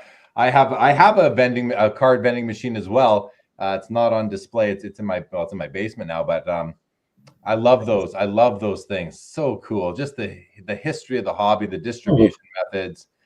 Yeah. Leighton, how often do you come across machines like that in your travels? Not that often. It's all about condition with those. And from what Grant just showed, his is in really nice shape. Congrats. It's awesome. Yeah, it's very nice. All right. Well, Grant, listen, man, it's been good having you on. Thanks for sharing your experience and expertise in this area. The coolest thing for me today is that finding out that we are pack bros. We both have one of these 57. And the fact that we're in the same, serial number area, we're only out by less than 20 serial numbers or 25 or so. That's amazing. So it makes me feel really good about this purchase I made today. That's awesome. So great. Well, I just wanted to thank you. I had a great time here. This is lots of fun. But I lost my podcast virginity today. There you go. He broke his podcast cherry today, guys. Dan says Grant was such a great guest. Old school, experienced collectors. Love him. Mike is saying cheers to you, as is Linda's first. And Brett, awesome guest. They enjoyed you, Grant. Thanks so much for coming on. And I look forward to seeing you. Well, if I don't see you at the National, I'll see you at the Expo in November. Will you be at the National in Chicago this year? I don't know about the National, but I'm going to try, but I'll definitely be at the Expo. Of course. All right, guys. Joe, anything else before we let Grant go? Oh, just super fun to go through your collection and your whole collecting journey. Thank you. Yeah. No problem. All right. Yeah, Robert Scott, thanks as well. And so does Micah. Thank you, guys. All right, Grant, thanks for coming on, buddy. We'll be in touch. Thank you so much. Great. All right, guys. Thanks to Grant. Leighton, that was fun. We're gonna bring Johnny Amandola on in just a moment here. I got 3 topics I want to talk about with him, and who knows what else Johnny's gonna bring, because Johnny brings it wherever he goes and whatever he does. So are we ready to bring him on? What do you think? Absolutely. You good, Johnny? Give me a thumbs up, buddy. He's good. All right, guys. Johnny Amandola, Mintink. How are you, buddy? Back on the show. How are you, bud? I'm great. How are you guys? Good. Is it too late for you, or what? How's it's the not energy? too late, but we're getting there. It's it's almost 11:30. I came on like half hour ago and I had the time wrong. Set an alarm, but it's all good. But you know me, a couple of minutes and all of a sudden I'll just be there. Oh, you'll wake up. I had to put this hoodie on because I saw you put the VeeFriends on your thing. But hold on, I love to smash vintage packs. Oh. So this is a 1969 Panini Calcio soccer pack. And I was chasing sorry guys. I'm chasing a Dino Zoff rookie, who's the greatest goaltender in the history of goaltending. And he's on the back of this pack. So I opened some other packs. I bought 8 or 10 of them on a Fanatics auction. They were like 100 US a pack. I haven't got into anything crazy. Like that Gretzky pack that he had was wild. I would love to get that going on the YouTube one day. Yeah, open up one of those. Oh yeah, intense. Yeah, that was. It is. I'm down with Leighton. It's fun to get in there, and I actually hit the cards and even some non-sport stuff, and it's just cool. I collect pop culture stuff, so I have like, Batman or Nicholson's Joker. Just fun to pull it out of a pack and get it graded. No doubt. Well, listen, here are the topics that I had in mind to talk about with you, Johnny. First of all, you were at the Topps conference. So was Leighton. Now, we talked about it last week on the show, so I don't want to rehash it. It's kind of old news already, but I wouldn't mind getting your takeaways from it as well, just high level. The expo, you were there. You were busy. I mean, every time I came to see you, I had, you either weren't there or you were running from meeting to meeting, this and that. You were very busy. And of course, then there's, two others. There is the whole tariff situation, which is, you're directly impacted by the uncertainty of those still to this day. I want to get your thoughts on that. And then VeeFriends, you've been very involved in VeeFriends now that it's on Topps Chrome, was just released. You're even wearing the hoodie right now. So, want to get your thoughts on the VeeFriends Topps Chrome release and how that impacts your business, if you will. So why don't we kick it off with the commonality, because Leighton was there too. What were your takeaways from the Topps Industry Conference? How does the hobby feel to you moving forward after being down there? Well, first of all, thanks for having me on, Jeremy. And Joe and Leighton, always a pleasure. The conference was cool. So it was actually my first time in Atlanta. I've been to a whole bunch of states, but somehow I've never been to Atlanta. And I wore Canada Goose track pants to Atlanta. I golfed at the last day we were there, an extra day. It was pretty funny. But Atlanta was great. The venue was pretty awesome. The College Football Hall of Fame was very cool. And I thought the vibe was really good. Like, having been involved now for just about a year with Topps as a direct account, I really get sort of where they're going with the brand and some of the products and the product development and sort of how they see the direction of sort of where the hobby's going. And I definitely am excited about it. I think it's a great time to be in this industry, whether you're a collector or an investor or an entrepreneur. Like any industry, there's all kinds of ups and downs. We talk about tariffs and everything else. So, overall, it was very exciting to get a firsthand view. The panels were great. I thought, super excited about the basketball and the football licenses coming back. That's going to be really cool. I mean, as a collector for life, and anybody that's really collected, and even if you're new in the last half a decade or decade, like you really understand the hype around Topps Chrome and sort of where it came from. So I think from that perspective, it's cool. I also think that the fact that they're I think it's the reasonability around controlling supply and demand is good. Like we have to keep it sort of healthy. A million shops want to have a million more boxes, and if that happens, it's a thing. And even on all the breaker platforms and everything, I think they do a really good job, not only controlling what they put there, but who they put there to really kind of drive the hobby experience. I mean, at the end of the day, collectors have to love collecting for their formula to work. Yeah. They need to have great experiences in stores. They have to have great experiences watching shows like this, so on and so forth. So Leighton, I thought it was great. Leighton, did you have a similar takeaway? Did you kind of pick up that same sort of vibe out of the conference? I did. It was very good energy, and I agree about Topps Chrome, not just in football and basketball, but apparently SpongeBob Chrome is coming out. That's a big deal. I didn't know that, but it is. Yeah, it really is a big deal. That's crazy. I'm an entertainment junkie. I love Marvel, Disney, everything, and so the entertainment is cool. SpongeBob is a little bit too young for me, if you will, but it is pretty wild. What are you talking about? You're not going to look for a SpongeBob Superfractor. I only know the SpongeBob song because I see the memes on TV, but all my staff grew up SpongeBob. I'm sure it'll be a thing, and I'm sure we'll be ripping it, and there'll be lots of fun content because SpongeBob is a huge IP, and Topps Chrome is a huge IP, so it's very exciting. Yeah, it's exciting for the right audience for sure. Sports card collectors, maybe a little bit of crossover, but it's obviously not something that all of us are going to be running to, but a nice skew nonetheless. But let's talk about VeeFriends for a second. Gary V has been on a podcast tour lately, and he will be coming on this show as well in due course. It's already scheduled. We're going to do it soon-ish. He's coming on. I see him on everybody's show right now. So he's out there really marketing this new product, the Topps Chrome VeeFriends. And you are, I believe, Johnny, you and Mintink are the exclusive distributor of VeeFriends in Canada. Does that make sense? Did I say that right? How would you talk about that? So there's a little bit of a history there. We started working with Gary's team about 2 years or so ago, I guess it was, when they launched the Series 2 collect boxes with Zero Cool. It's like a TCG game almost. They launched it at the National, just before the National last year. They did an event at the National. And we actually created, I don't have any here. I should have brought some home.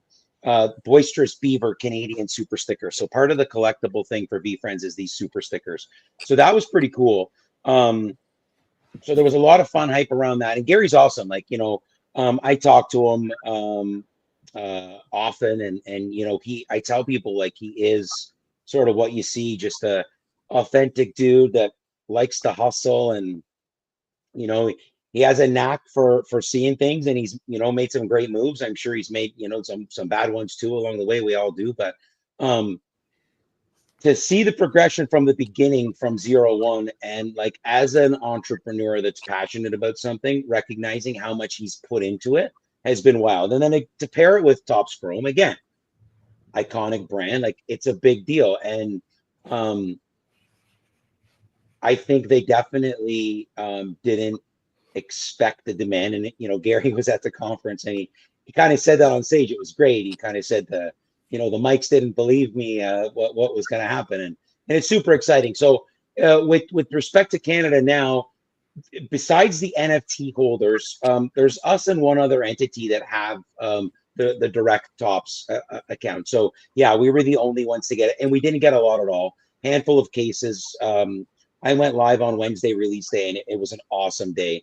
Actually, Eric Swanson from the Jays, he's one of their pitchers. He hangs with us. He ripped a bunch. He gifted a box away. We had some awesome hits. Gary gifted me this appropriately. I thought I would wear it tonight. And did you sell everything you had, like, instantly when you? Yeah, for the most part. Yeah, exactly. Yeah, it was pretty good. Let me ask this, and I want to get the other guys' thoughts too, because there's we're very protective of our sports card world as sports card collectors in many ways, and not everybody is supportive of VeeFriends Topps Chrome product. For me, it doesn't impact me. I wish it well. I have nothing against it whatsoever. Personally, it doesn't bother me. I think the characters are cute. I think my daughter would love them, and I think that's the target market, I believe, even though I'm sure there are adults collecting these things too, which is fine. Collect what you like, of course. But what sort of impact is the criticism having, if any, on this? Or is it just rather, let critics be critics and complainers be complainers, and, let VeeFriends do what it's going to do? Like, is there, in your store, Johnny, are you noticing, are people coming in and kind of being disrespectful towards the product at all? So I mean, we didn't really have any in store. The opening day we had a little bit. I'll tell you this: our phones and DMs rang and messaged more for this product in the last few weeks than almost any other product. Like, it was wild. Freddie was telling me every day, "You're sure we're not getting more? You're sure we're not getting more?" It was wild. We again, we only had a few cases. We put 20 boxes in store, 20 boxes online to service, outside of the GTA, and then on the live stream, and same thing. We had a case of blasters. So I mean, 60 hobby boxes and 40 blasters. I mean, that's probably, I could have had 600 the whole country. So cool news is Gary's committed to doing. Canada was vastly underserviced. They've recognized that, and Jeremy, as you know, I can lobby pretty hard, so, and be pretty vocal. So, I'm pretty sure there's going to be some more VeeFriends coming to Canada, which is exciting. So stay tuned for that. But I mean, even online, Jared, the haters, like, they didn't come out for this one, which was, I was waiting for it. Freddie's like, and I was like, because people are just people. But I mean, how can you hate? And the brand is about, it's positivity. Like, you don't have to like it, but you can't knock the guy. I mean, listen, I challenge anybody to go create a card brand, and you show me Topps Chrome, and I will bow to you. Like your dog. I'll kiss your feet. I'm still chuckling over how can you hate, because there's no shortage of people that can hate out there, Johnny. So of course, I get it every day. Trust me. Yeah, and I've seen a bit of it about on the VeeFriends. I've seen some of the accounts that I follow. Compared to what I expected, minimal. Maybe it's minimal.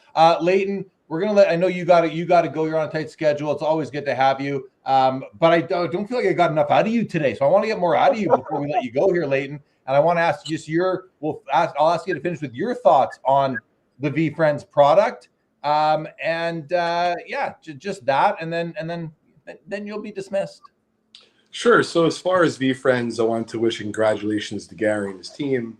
I know Gary as well. I think it's super cool what he's doing. And, you don't have to, as, you're all suggesting, you don't have to like it. If you don't like it, you just kind of move on. I'm going to bring it into the shop. And candidly, we weren't kind of up on it, as much as Johnny and his team were. But at the very least, we have enough kids that come in the store, and my son is 10. I kind of want to see their natural, authentic reaction, even if we have to give away a few boxes, just because the message is so positive.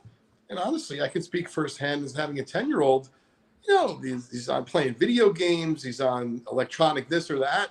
And so anything non-electronic, doesn't always have to be sports, even though we had a baseball game earlier today, is welcomed. And so he does understand the idea of a chase. I don't know that he knows who Michael Rubin is. So, like, if I could make one suggestion, maybe make some, like a Mr. Beast auto. Like, my son knows who Mr. Beast is. Maybe that's an impossible thing to get, but maybe just a few more kid-friendly autos for the future where the kids will get excited. But other than that, I think it's a super product, and I think it's going to be the first of many to come over the years. Yeah, you're probably right. Well, before you go, Mike Good did say, Leighton, feeling better every day. You look like you're doing great. Very nice, Mike Good. Okay, well, Leighton, thanks for joining, buddy. It's good to see you. We need to record our next episode of the Vintage Spotlight podcast. Probably next week. We should plan for that, so we'll be in touch about that. But good to see you as always. Thanks for joining, and have a great rest of your weekend. You too, everyone. Thanks for having me, Jeremy. Take it easy. You bet, bud. You bet. Joe, I want to get your thoughts on this. Are you in the know on this VeeFriends thing? And then we'll move on. But I'm just curious. I want to get your thoughts on it. Or were you aware that Topps Chrome put out a VeeFriends product? I'd heard a little buzz about it. I mean, I kind of remember the original release and how excited people were. I don't know if that was around 2021 or something, 2022. Yeah. And I remember there was a lot of buzz around, and then I saw a few at some shows, and they do, I can see the appeal, but I don't really know the culture behind it as well as I might to comment on it. But hey, I'm all for people enjoying cards, whatever kind of cards they are. Yeah, no doubt. Okay, I want to talk tariffs, but before we do that, Johnny, because this is where I really want to hear your unfiltered thoughts on that. Bobby, he told me I'm not allowed to swear. Yeah, Bobby did say that the 57 Topps pack has 4 cards in it. So thanks, Bobby, for that. I would have referenced your book eventually, though. But thank you for getting it right from the horse's mouth. Ziggy No here said, I have watched and participated in days of VeeFriends breaks, and it's the happiest chat and breakers I have seen. People are skeptic, but repeat positive characters for hours.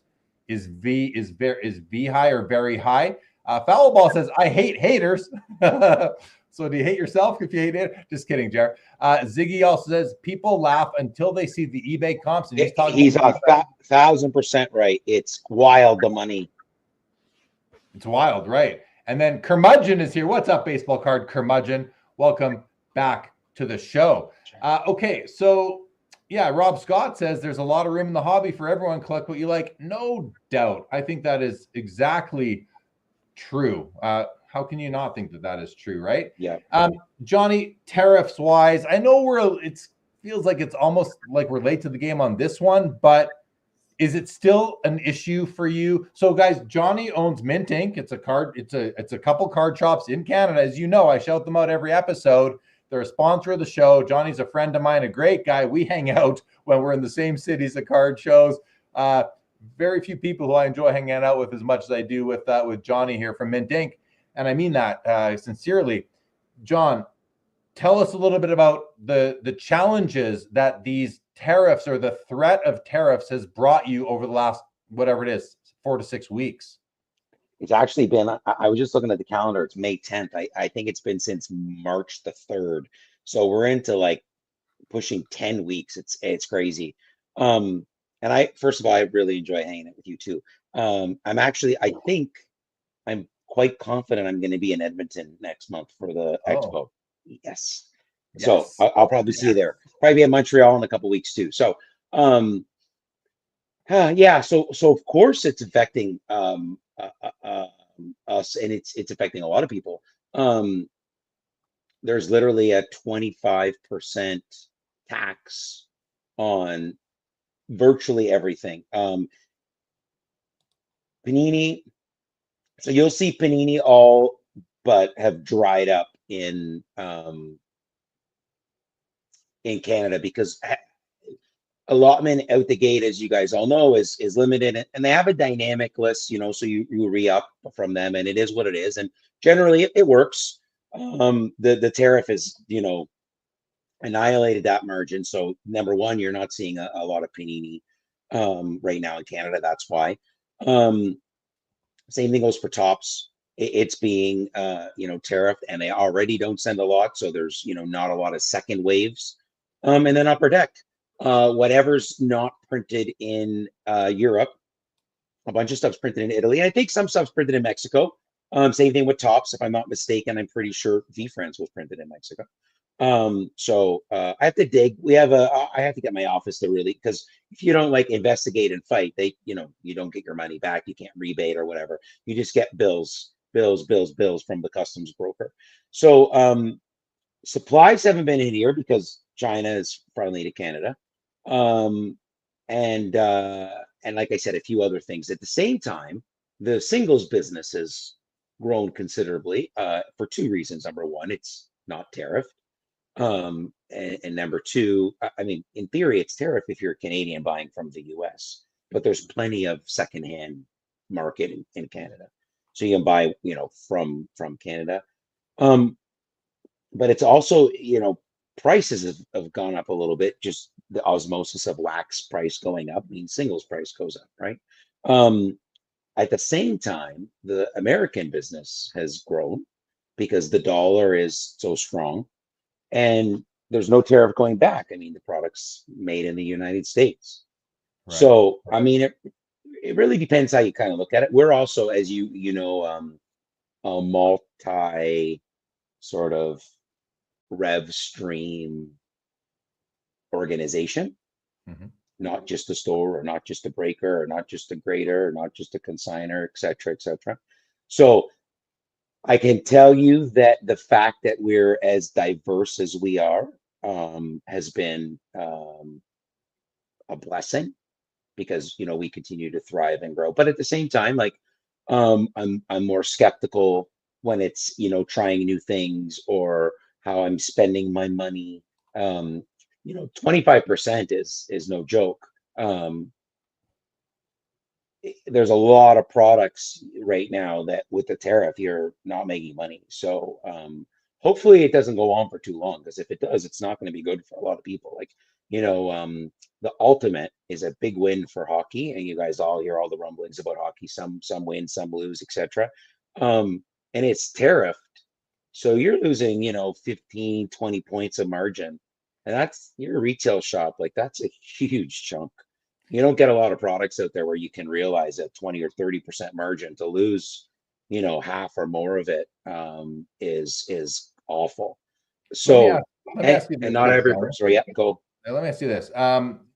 Because you are a Canadian operator, and hockey is the #1 collectible, theme in Canada, and Upper Deck is an American company, and they have the exclusive license for hockey cards. You are, you are out there doing other things, obviously, but hockey is going to be a big piece of your business. For the card shops in Canada, how bad is it? And when you say it's tariff, like is every Upper Deck product that comes up into Canada, is it more expensive? I don't know, because I don't go to the shop and buy the stuff, the unopened stuff, so I'm not sure. You know, I buy a 1957 Topps pack, but I'm not buying a 2025 Topps pack right now. But is it all being tariffed? And like, that sounds terrible to me.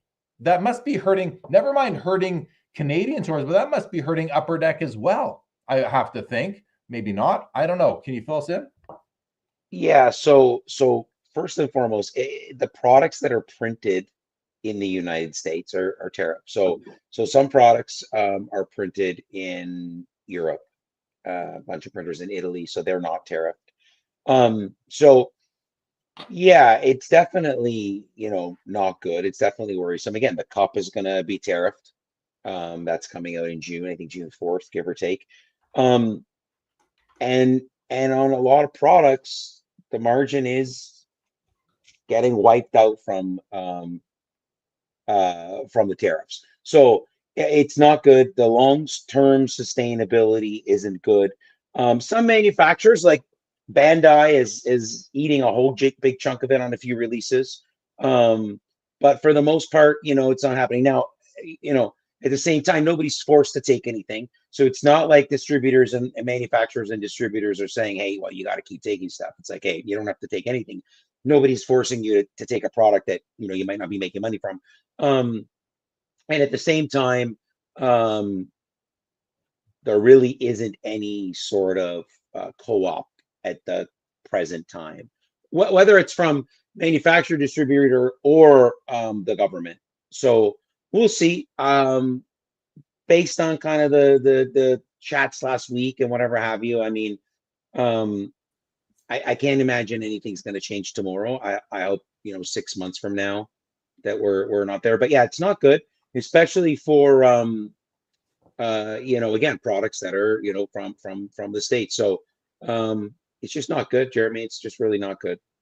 Well, the meeting that the Canadian Prime Minister Mark Carney had with the U.S. President Donald Trump just a few days ago, I mean, I watched that very closely, and it looks like we're on the best relations we've been in with the U.S. since Trump took over or was reelected here, since Trudeau has stepped down, and we have a new Prime Minister who, you know, whatever side you're on, at least Mark Carney is respected on a global stage where Trudeau just was never respected. I agree. I felt watching that meeting, I felt a lot better about the Canada-US relations, and whether that leads to, you know, some sort of softening of tariffs or the threat of them. I hope that's the case. I hope so. Yeah, hope so.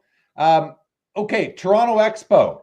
We both just got back from there 2 weekends ago. And like I mentioned earlier, you were just super busy all the time. What were you so busy doing, Johnny? What was keeping you so busy at the Expo? So first of all, the Expo was amazing. Like, Spring Expo usually doesn't compete with the Fall Expo. And like, we had a good weekend. And I think it was a real big testament to how healthy the hobby is right now, for sure. Secondly, I'm definitely not busy setting up or selling. Freddie, Patricia, the team, I'm so blessed with, you know, we're pushing 30 people almost now. And I'm so blessed. I just show up and get to do my thing. I was super busy because on the Wednesday or the Thursday, I was shooting amazing content. Mojo was in town. We did a shop tour. I can't wait for him to drop. You've been to the shop. Not a lot of people out there have really seen it just yet, and I'm really proud of it. And then I had to leave right after trade night to go to Atlanta. So I have 2 days to work the room, Jer. So it's like all my corporate meetings or partnership meetings and bunch of new people, and I try my best to go around and talk to and shake as many hands as possible, just with other dealers and other stores. Like I'm all about the, you know how I feel like there's lots of room for everybody. So I always try to make sure I go to my to do that. The only thing that I'm remiss about this year is Sunday's usually the day I get to go shopping for my PC, and I didn't get to this year. So I'm Montreal and Edmonton. They're going to take some of my money for sure. You're going to Montreal in a couple weeks then? I Sounds am. like Are you you going to have be to. there? I will not Awesome. be there. I will not be in Montreal, but I will be in Edmonton. I look forward to seeing you there as well, for sure. Yeah, I can't wait. You know, what else is going on with you from a shop owner chat? And I'm just seeing in the chat here, thank you guys, that Vegas, they were tied. Did we win? Did Vegas win? Vegas, is Vegas a part of the we? Are you part of Vegas? I mean, I want to see Vegas and Toronto final. Yeah, absolutely. Because I'm going to Vegas. Okay. Oh yeah, 1,000%. If Toronto Vegas final, you will find me there. Yeah, Vegas scored the winning goal with half a second left. Wow. Yeah, Wow is right. So that's 1-1 now in the right. series. 2-1 Oilers now, 2-1. and that so it's been an away series. It's been away all the away to like the Oilers took the first 2 games in Vegas, and now Vegas took the first game in Edmonton. So the home team hasn't won one yet there. So, Got you. Yeah, crazy game right there. Colin Murray lets us know that Hockey Card Exchange will be in Montreal. And yes, you never want to miss. I need a double dime. Sorry to interrupt you. I know, I apologize, but okay. He just made me realize that. So for your audience, I'm looking for an OV Future Watch. I would love double dimes. If you're in Montreal and you have a PSA 10 OV Future Watch for sale, please drop me a DM because I am a buyer. And are you a buyer for your PC on that card, or is that something that you It's a PC card, yeah. I'm also looking for a Lemieux 10. There's a Topps available this week on Fanatics, but we need an OPG. Okay. Question just came in the chat. Johnny, do you consider breaking to be gambling? Sorry, I just heard my windows open like fireworks if my dogs start going off. Apologies. What's the question? Do I consider breaking to be gambling? I guess it depends how we kind of look at it. I will concede for sure that there is definitely elements of gamification. I mean, we all know that. I think just opening a box and odds of anything, exist. I think that some of the platforms have done a really good job to clean up some of the stuff. Like I remember a couple of years ago, I would open a Whatnot app or TikTok, and there'd be like dice rolls happening and wheels spinning and like random picks and just crazy stuff, like actual roulette for cards. So I think that there's an absolute form of gamification for sure, but there's also great entertainment value. I'm a marketer, so you could call me biased. I really believe in the experience and the entertainment, like whatever you choose to do with that. But it's like anything, in moderation, I guess.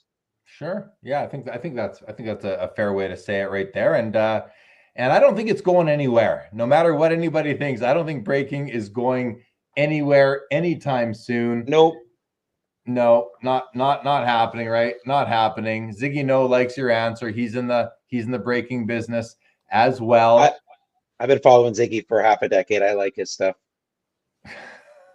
Brown Cow says Trump created tariffs so everyone would go into NFTs.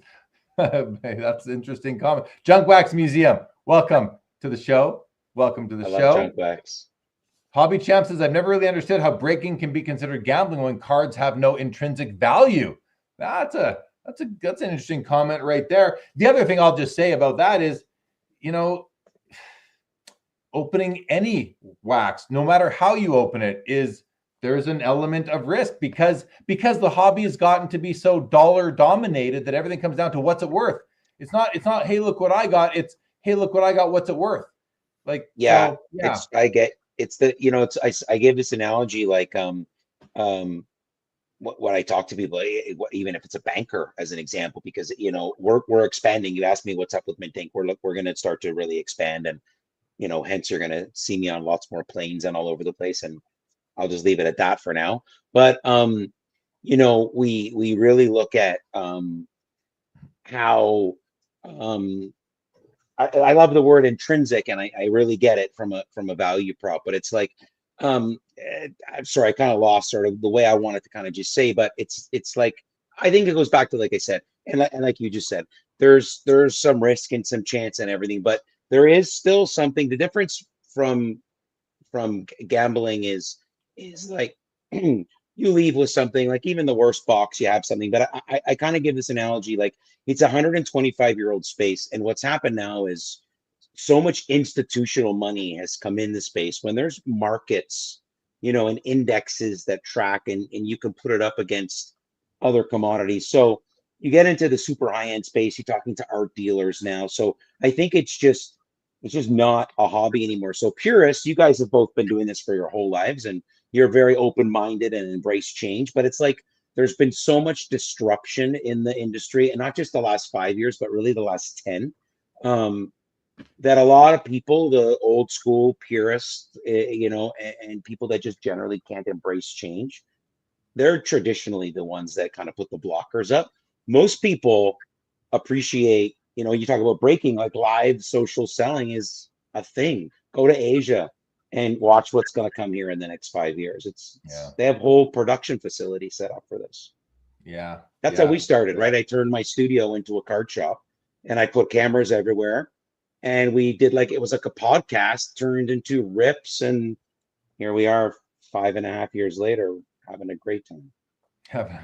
You mentioned expansion, and you mentioned going on planes and said you'll leave it at that. But, we've recently heard about the Tom Brady card vault. They want to have I heard Tom Brady say they plan to have stores everywhere. I heard Jeff Wilson recently say that Cards HQ is going to expand, and they're going to have stores. They want to add more stores. So is Mintink, can we look forward to Mintink being like the Canadian, I don't want to say version of those, because you're all your own identities and brands, but you know what I mean? Yeah. I mean, listen, I'm not going to commit to anything, but again, you know me, I love what I do. And I really believe the Mintink experience is unique. And I want to bring it to as many people and places as possible. So, we're working on a few cool things. Make sure kind of, we know what we're doing, and then, we'll hit it. The card vault, I was at Super Bowl, and I was at the event where they, had the media release for that. And I got to spend some time with Tom and Chris and Ed and the whole crew from Card Vault, and, great group of guys. Tom Brady's such a cool dude. Especially in that environment. I was in an environment where it was just like, Tom Johns. That was pretty cool. That's cool. Yeah, it was pretty cool. And they're opening the Hamptons this month, and I think you're going to see them, hit close to 20 by the end of next year. And there's a few other people, and at the Topps conference there was a handful. There's a few people that are on, number 8, 9, 10. And again, if I go back to the Fanatics model, and not just that, if I just look at, if I was an outsider, if I was still in my agency business and I was pitching Fanatics or Upper Deck or Panini or Leaf or somebody, I'm pitching experiential everything. So, it's like Tim Hortons, it's like McDonald's, it's like Chick-fil-A. Like, the experience is so good. The fries are the fries are the fries. Yeah. It's kind of just what works, and it's what works in all sort of industry. So I think that's what's going to happen. Are we going to be that in Canada? I mean, hey, listen, I would be lying if I told you that's not what I want. Is it possible, doable? Is it going to happen? I guess we'll have to wait and see. Yeah. Listen, I know it's late for you. I'm gonna let you go after this next question, and then we're gonna bring, or you can stick around if you want, Johnny. But I know it's late. You're tired. I'm actually gonna go pick my wife up. She's out with some girlfriends, so that an extra that's beautiful.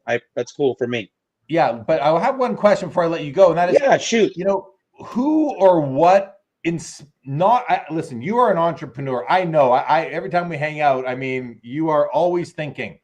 What or who inspires you in the hobby to grow this sport, your sports card, your non-sports card business, the Mintink brand? Like, where do you get your inspiration from? Because you are an inspired individual, if I might say. Who inspires you? Who inspires you, or what inspires you? I think just like, the whole industry, the whole space just inspires me. This is a lifelong passion. My wife will tell you, when I married her, 18 years ago. I'm hitting toy auctions up, and I'm like, you have to understand, like, this is what I'm going to do one day. Like, I'll go have a career, right? Because this isn't a career. And now, neither was YouTube then.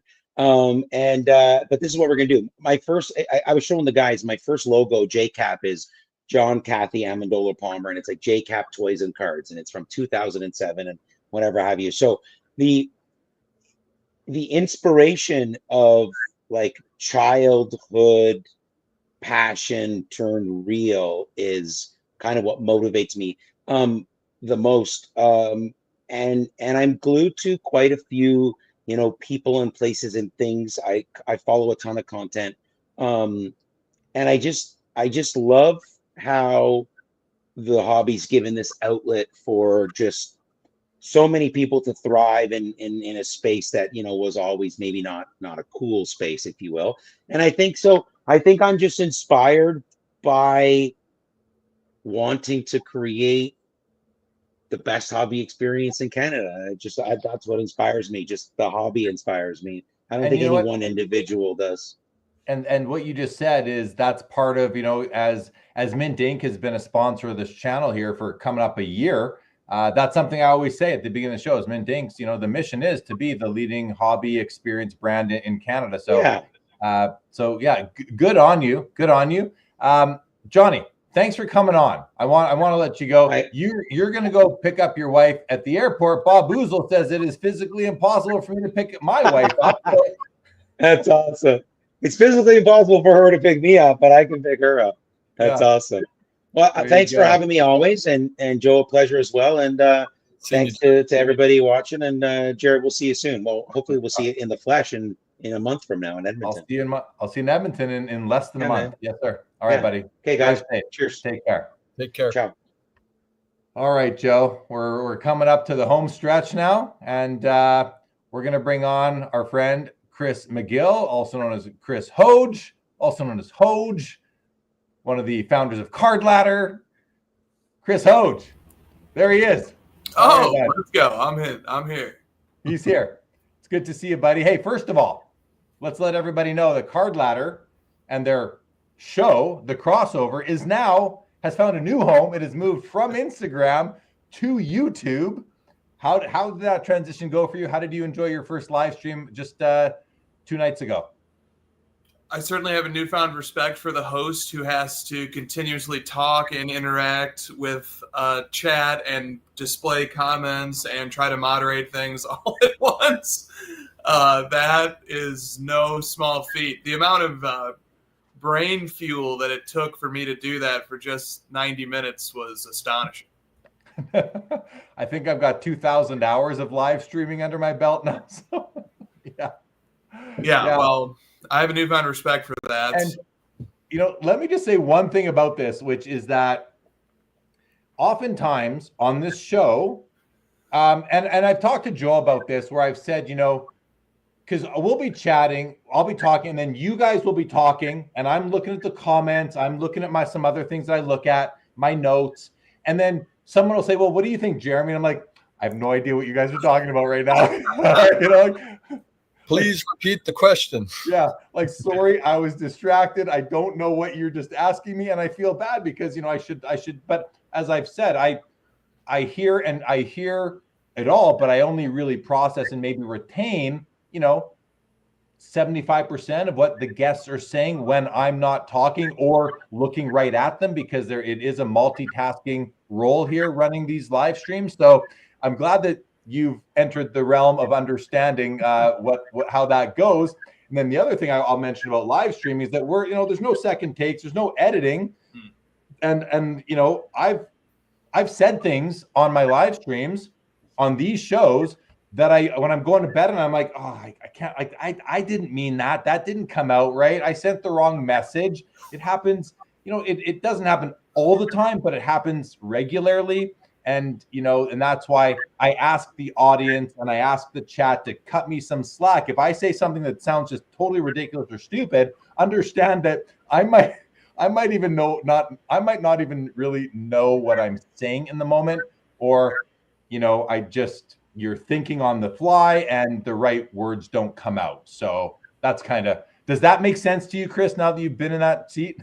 Yeah, I mean, I've only been in it once, and there's a lot of room for improvement there. And I guess I just like to the first point about sort of like when the co-host has an appreciation for what the other co-host is juggling, so that if like Joe needs to just riff for like 60 seconds so that you can get organized, and he can't pump the question back to you because you've been a little bit distracted, that's an art form. That's a chemistry that you and Joe have. I think Josh and I have a little bit of it too. But sometimes I feel awful because Josh will say something. I totally miss it during the show. I catch it when I like re-listen to our show to figure out where I can improve. And I'll be like, man, he just said something great, and I just didn't even hear it. Oh. He just so. Yeah, the same thing. When I'm going, if I have to go back and look for something for whatever reason, and I don't watch these shows back like ever. I might watch 1/1000th of what I've done, but the odd time that I go back and look at something, and I'll be like, oh my God, Joe said that, and I just dismissed it. I just dismissed it, went to a comment, and that was a very insightful thing. And the chat probably wanted more of that, and I just went on. Like you can't. There's no one to apologize to at that point. It's too late. So just to the chat and everybody listening on pod, whatever, these things happen in this position, and I apologize for it. But Jeremy, the other thing I really like that you said too, because sometimes I'll even like after we do the crossover live, I know I said something that wasn't really what I meant, or I did mean it, but I hadn't thought it through and it was just dumb. And I'll lay in bed awake a little longer than usual, just kind of thinking about, man, I really wish I hadn't said that. And now it's out there, and it pisses somebody off or just comes across the wrong way. So it has a way of humbling me very quickly. After having done the crossover for years now, I've really just put my foot in my mouth enough time that I'm very modest about saying things. Just close my eyes and hope that I swing the bat and I make contact with the ball. Exactly.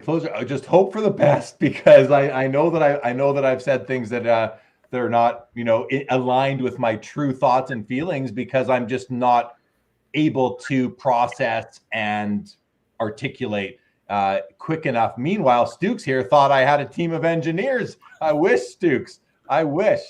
And I've had people offer to do that, but it's like I don't know. Yeah, I feel like I need to be on top of the comments myself. So, but Joe, I want to get like your take. You've been along this journey with me for years now. Never mind coming on and co-hosting. But what's your take on that? Have you noticed where I'm just kind of, you've said something and you're like, maybe Jay Lee will give it some more attention, or put some more fuel that fire a bit more, and I just go on to something else. Has that happened, or what do you think? I haven't necessarily noticed that too much. I tend to kind of think about the challenge of navigating the 80 to 150 people that are dropping things into the chat, and what I would say is that you've had over the years, this is the 2.0 version, but in your 1.0 version, you would bring on guests, and some guests were very controversial to people in the hobby, or raised controversial topics. And that becomes particularly challenging to sort of do what you've always tried to do, which is include the chat as part of the show, and do justice while at the same time being respectful to the guests that you've, to some degree, I think, vouched that they will not be raked over the coals. Otherwise, why would they come on the show in the first place? So I think that is a highly nuanced navigation with many real-time decisions at once. And, coming from the educational world where you're also, sort of delivering content, if you will, and then also responding to live human beings. It's an incredibly challenging but also exciting milieu to engage in. So I have a tremendous amount of respect, and I never really feel in any way censored. I understand it's challenging, and we're all doing our best. You had me at milieu. I love it. No, appreciate the words and the comments. And well, let's get on to a topic now. You know, Chris is our closer, and he comes with great topics all the time. And but I did get a bit of a heads up here. I have it. Chris, Joe told me a bit about something that you and him were DMing about or whatever. So. Yeah. I gave him liberty to punt on that as well. So don't put any. Chris may have gone a different direction. He may have zagged. Yeah. He may have zagged. Yeah. We workshop a little bit, but it's always he gets to pull the audible at the line. So here we are. Let's see what happens. Now, I'm definitely going to go to that topic. Oh, sorry. Before we do that, but I just want to make one comment before we do that, which goes back to the last thing, which is as Joe made the comment that we've had on controversial guests or controversial topics, but we've also had on, the who's who of the hobby here on the show. And that's because of the way that I treat these people and the way that the chat generally treats these people. We've had people come into the chat and disrespect the guests on this show. And to be honest, I don't want to tolerate that. I don't think that that's a nice thing to do. If you're going to come watch this show or, you're listening later, you can't do much about it. But if you're watching the show and you're going to, come in and disrespect our guests or me or Joe or a regular contributor like Chris or Leighton, it's unacceptable for me. I don't think it's right. And so, I've often said things back in those cases, and I could ignore them. I could ignore them, and a lot of live stream hosts do ignore those things. I ignore some. I don't ignore all. But my point is that I want to welcome everybody here. I want the show to grow. I want to have more people listening and watching for sure. But if you're going to come in here and you're going to disrespect anybody that is on the screen, I really don't need you in the chat, and I'm willing to sacrifice that. I'm really willing to sacrifice that viewer listener for the greater good of just what I enjoy doing, which is being respectful. Even if I don't like what the person does, I don't agree with what Kurt's Card Care does, but he gave us his time. He was a nice enough fellow, but people disrespected him in the chat. And, I got out of control where I couldn't even look at the chat anymore, right? It was just too distracting. So my point is simply, this is just what I ask of the chat. If you're going to come and spend your Saturday nights here with us, you're more than welcome. But please do not disrespect our guests while they are on here. You can ask questions, that's of course, but don't make it personal, please, is all I'm saying. I think Joe, is there anything you want to add? Is that fair? Like, I'm trying to be diplomatic here, but I also want to get the point across that it's not something that I like to see. Yeah, I mean, I agree with you, and I think it's the community that we're trying to establish. We want to model what we want to see, and I think we model respect in all directions, and so hopefully we see that, but occasionally we don't. And you actually, depending on the day, you might be quite playful with some of the less than constructive comments, and then at other times you might be a little bit more cantankerous. So, human beings get what they get when they come down that road of being disrespectful. And I think usually they know what they're up to. Not always, but usually they know what they're up to. Well, and I mean, listen, I don't like to ban people, but the power is there. It's let me see, 1-2 clicks away. And I don't want to do that. I've done it in the past. I haven't done it in years. And even one person thought I did. It wasn't even me. Like that, Mike Petty thought I banned him. I didn't. That was just a complete misunderstanding. But anyway, let's move along here. Let's move along. I might get to some of your comments out there, and we'll see if there's anything in there. But let's get to the topic at hand, Chris, that you were thinking of bringing. What do you got? I'd like to, before I get to the main event, I'd like to have an opening act, which is me just circling back to the some of the topics surrounding pack, box, and case collecting. And personally, Christina and I own maybe 50 to 75 unopened boxes and plan to open them at some point. They're not really kept to be preserved as is, but we definitely have a lot of boxes that are unopened. So, you know, that's my pre-existing bias, or one of them.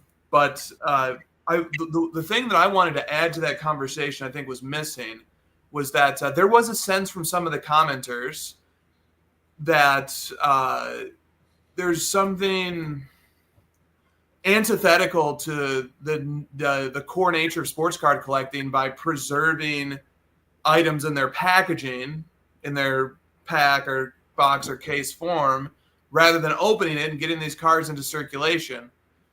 And I think that the replies that came from Grant and yourself and others acknowledging that point of view, but also saying that, well, look, I mean, these there's plenty of reason to see these as collectibles in themselves too. That collecting them as unopened items is certainly a robust market and a growing one that's grown in parallel with sports cards. And you guys mentioned tickets and other things that have grown in parallel too. I just wanted to add a little something to the mix here from the point of view of an ultra modern collector like myself, which is that there's a different dynamic when, because of the way the products are built nowadays, we have like these product hits as opposed to a case hit or even a box hit. A product hit being the chief example, the 2018 Prism Black 1/1 Luka, which is one of the biggest cards in ultra modern collecting, but it's never come out of a box. And so presumably it hasn't anyway. Presumably it's still in one. And so I think in that situation, there's a little more thrust to the critique that these packs, boxes, and cases should be opened because there are these product hits that people are waiting to get. And it does seem a little unusual. It seems there's some cognitive dissonance if I were to think that the pack that holds that card is sitting in a slab graded an 8. And the card will never see the light of day as a result. I just wanted to inject that and then get any pushback or feedback on that idea from you guys. Well, so I think there's two different things here. Okay, collecting cases, like unopened cases. We're literally talking about brown cardboard boxes. I have zero interest in collecting those for myself. Investing in them, maybe. I tried it once, took a loss recently. Bought a case in 2020 and sold it on Thursday, took a loss. So, you know, kind of learned my lesson. And it was a product I thought I would love and blah, blah, blah. So anyway, collecting big brown boxes does not interest me at all. But an unopened pack like this with the artwork and the pack, this does interest me. It's also vintage when there wasn't a product hit. So it's a little bit different. So I draw the line for me, Chris. I really only collect cards or unopened packs where there weren't product hits. Now I've considered maybe a pack of 93 SP baseball or 2003 Topps Chrome, right? I've thought about a 2005 Upper Deck Series 1 and 2 for Crosby and Ovechkin Young Guns. I've thought about those packs because they are cool. They're cool packs, I think. But yeah, like if there is a case hit in one of those things, in one of those single packs, I would just have a so be it attitude. Like, you know, so be it. I hope it's not in there because I don't want to keep the people who want that from getting it. But I also think the chance would be pretty slim on a single pack. Boxes, higher, obviously. You know, Nat Turner is a good example. He's got a collection of 90s unopened wax, but he opens it. He opens it. It's like fine wine to him. And he opens these boxes once in a while and shows you what he gets and the pack odds. And he does a great job at it. So, you know, he's collecting it, but not keeping those things sealed. But he does have an unopened pack collection as well. And he's not opening those ones, vintage unopened packs. So he's kind of doing both. I think he's doing both eras the right way. I think like the right way. Who am I to say what's right? But a way that I agree with and that would make sense to me and the way that I would do it. And so I think there's a distinction between modern and ultra modern product that are customized to breakers where there are these big hits versus, you know, products from up until whatever, the mid 90s, let's say, before we started seeing, you know, cards numbered to under 100 type of thing. Did that address it? Yeah, it did. Yeah, I the thing that I keep coming back to too, which was sort of at the heart of your comment, was that who are we to tell somebody else what they can and can't collect? Yeah. Who are we to say what's the right and the wrong way to collect? But I do think though we can, with total logical consistency and logical intellectual fairness, I do think I could say, for example, but I don't like it because I'm trying to maybe get this card or hope to see it come to market, and it might not be coming out because people are preserving things in their packaging, which just because I don't like it, that doesn't mean anything. And I'm not even saying that I don't like it, but what I'm saying is that people have a right to not like things based on what's their collecting interest. And it's okay if we all don't have the same collecting interest and we all don't like all the same ways to collect. I think Grant had an amazing comment about that earlier when he was like, well, look, I mean, if some people want to collect this way and other people want to collect that way, that should actually make it a little easier for all of us to collect. It's a little less competitive in each domain if we all sort of collect in different fashions. I think that's the healthiest approach to have. Great recall to Grant's comment. I think you're right. That is a great way to look at it, you know, and that's what this hobby is. There's an infinite amount of ways to approach the hobby. No two of us are exactly alike. Even you and Christina are not exactly alike, and you're partners in the hobby and in life. I mean, right. So that's the beauty of it. And as soon as I just comments where I see, you know, like, oh, you know, it's wrong, or, you know, it's like, well, you know, and I think a lot of people make those I just made it and I caught myself. I said, you know, I think it's the right way to do it. Who am I to say what's the right way to do it? But we say these things without thinking them through a lot of the times. And I think that a lot of us, we're all guilty of that. So Joe, what do you think of this? I mean, if I have boxes of cards, I open them, and I'm curious what Chris and Christina's plan is for those 70 boxes, what their vision of, I think it's super cool to have something for a rainy day. What's the vision here? What's the plan of opening? Yeah, I mean, there's certain boxes where it's like, so we have like a few 2017 Prism retail boxes that I think we bought from a card shop when we were in California once, like years ago, just because anytime we walk into a card shop, we buy something to support that shop.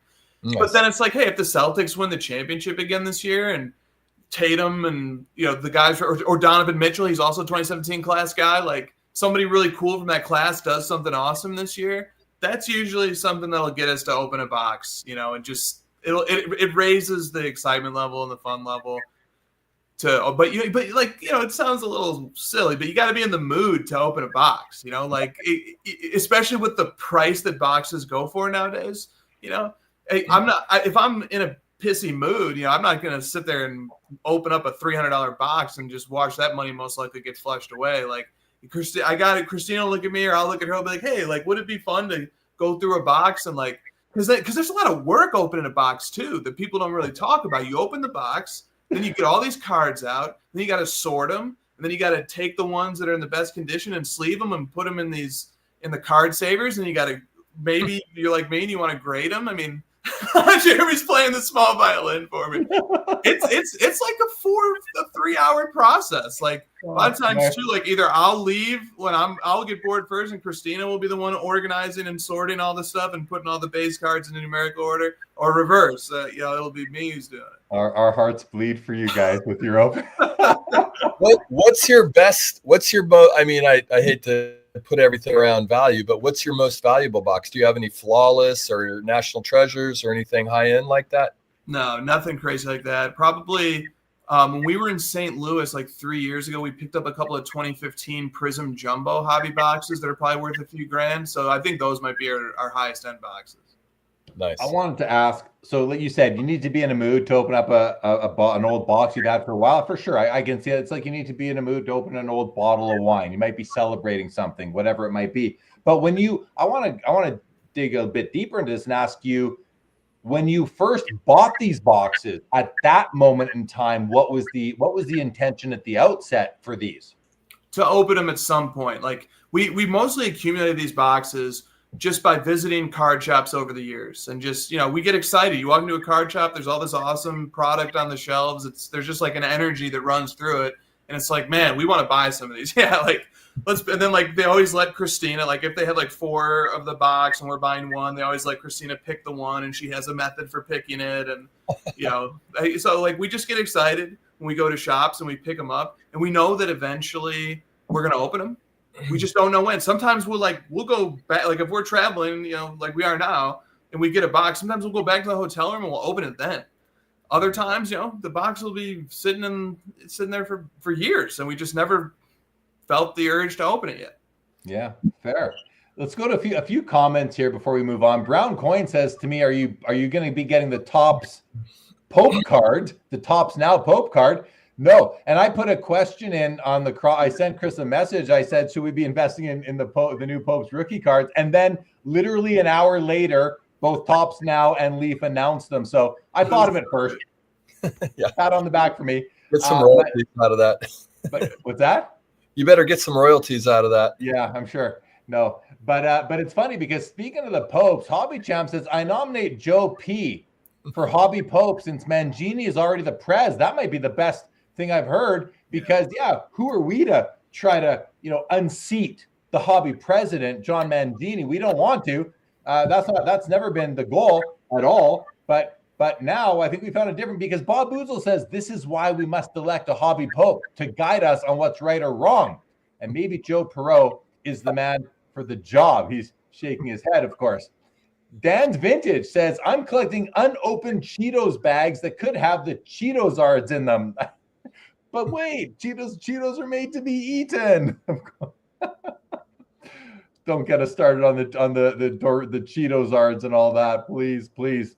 And Foulball says, my prized unopened pack is the 89 Fleer Cello with the Ripken FF error card on the front. Is it really an error, though? Is it really an error? Pope Poirot. That's Ross Pro, not Joe Pro, but yes, you got it. You're close enough, Bob Boozle. Close enough. Yeah. Pope cards, that's a whole other thing. But in any event, Chris, back to you. We can move on. What's up for the entree tonight? Okay. So this is Joe's topic, and he and I went back and forth about it for 20 minutes or so, and it was a really interesting discussion. And I just love topics like this. I love when Joe thinks like this, because at the end of the day, this is what makes me love collecting, is things like this, just these questions like this that define who we are as collectors. So let me get to Joe's question. Joe's question, and it was phrased eloquently, is always. Do you choose a card, or does a card choose you? That's the question. Okay. And there's depth to this. And this question was born of like Joe and I sort of discussing collecting philosophies for months and months and months. I think maybe I'll pass the baton to Joe, so he can sort of elaborate briefly on the idea that he was sort of saying to me, like, hey, I noticed like you kind of get very deliberate in choosing cards. You're looking for certain criteria. You're looking for certain properties in a card. You emphasize the first appearing base set card from a player's rookie year. That's something that's a concept rather than a physical thing that's in the hand. And then the other approach, this card choosing you approach, is when, you know, to give an example, you might be at a card show and you walk by a display case and just the most beautiful card catches your eye, and something deeper than you can immediately articulate about that card resonates with you. So that was my understanding. Let me let Joe build on that.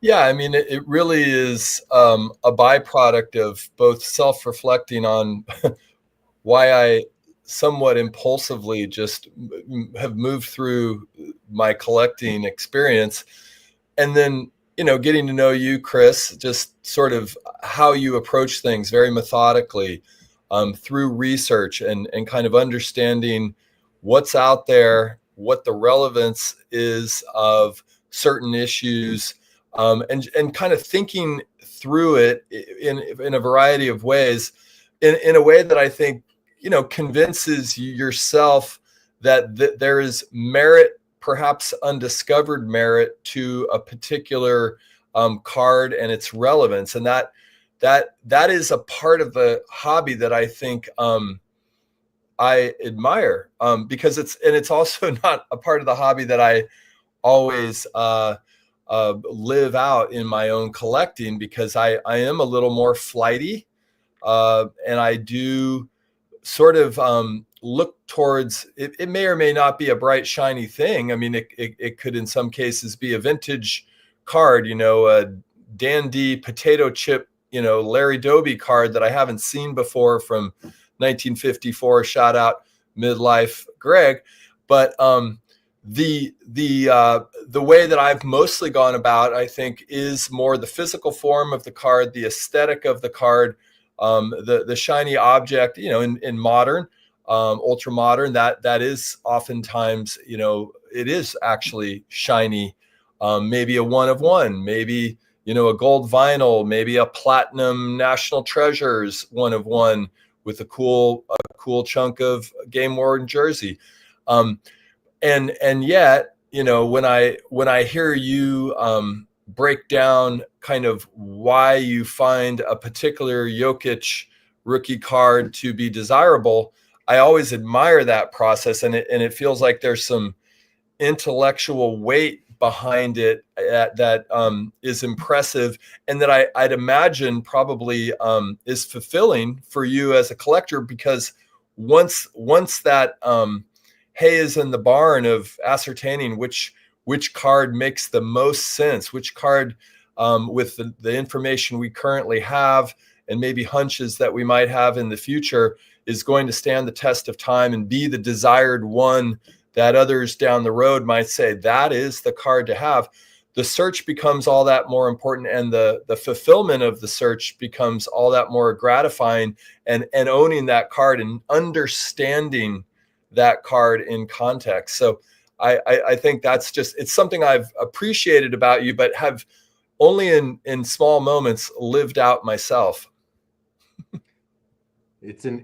Chris, it's well, both of you guys, it's a deep question that when Joe mentioned it to me, I was like, wow, I think I'm going to talk in circles when it comes to me on this one, because I'm not really sure. I have a few more clearer thoughts, not as clear as Dan's though. Dan says if a tree falls in a forest and no one hears it, will PSA still grade it? That one made me laugh. See, here's a. Did you hear that, Chris? Yeah, Dan's been on fire tonight. If a tree falls in a forest and no one hears it, will PSA still grade it? That one made me laugh when I saw it. You might have noticed me chuckling a little bit. And then Dave Marone says, as our collecting experiences evolve, the more important the portion of your collection, the greater the chance a card will choose you. Great question. Yeah, it is a great question. And gosh, like,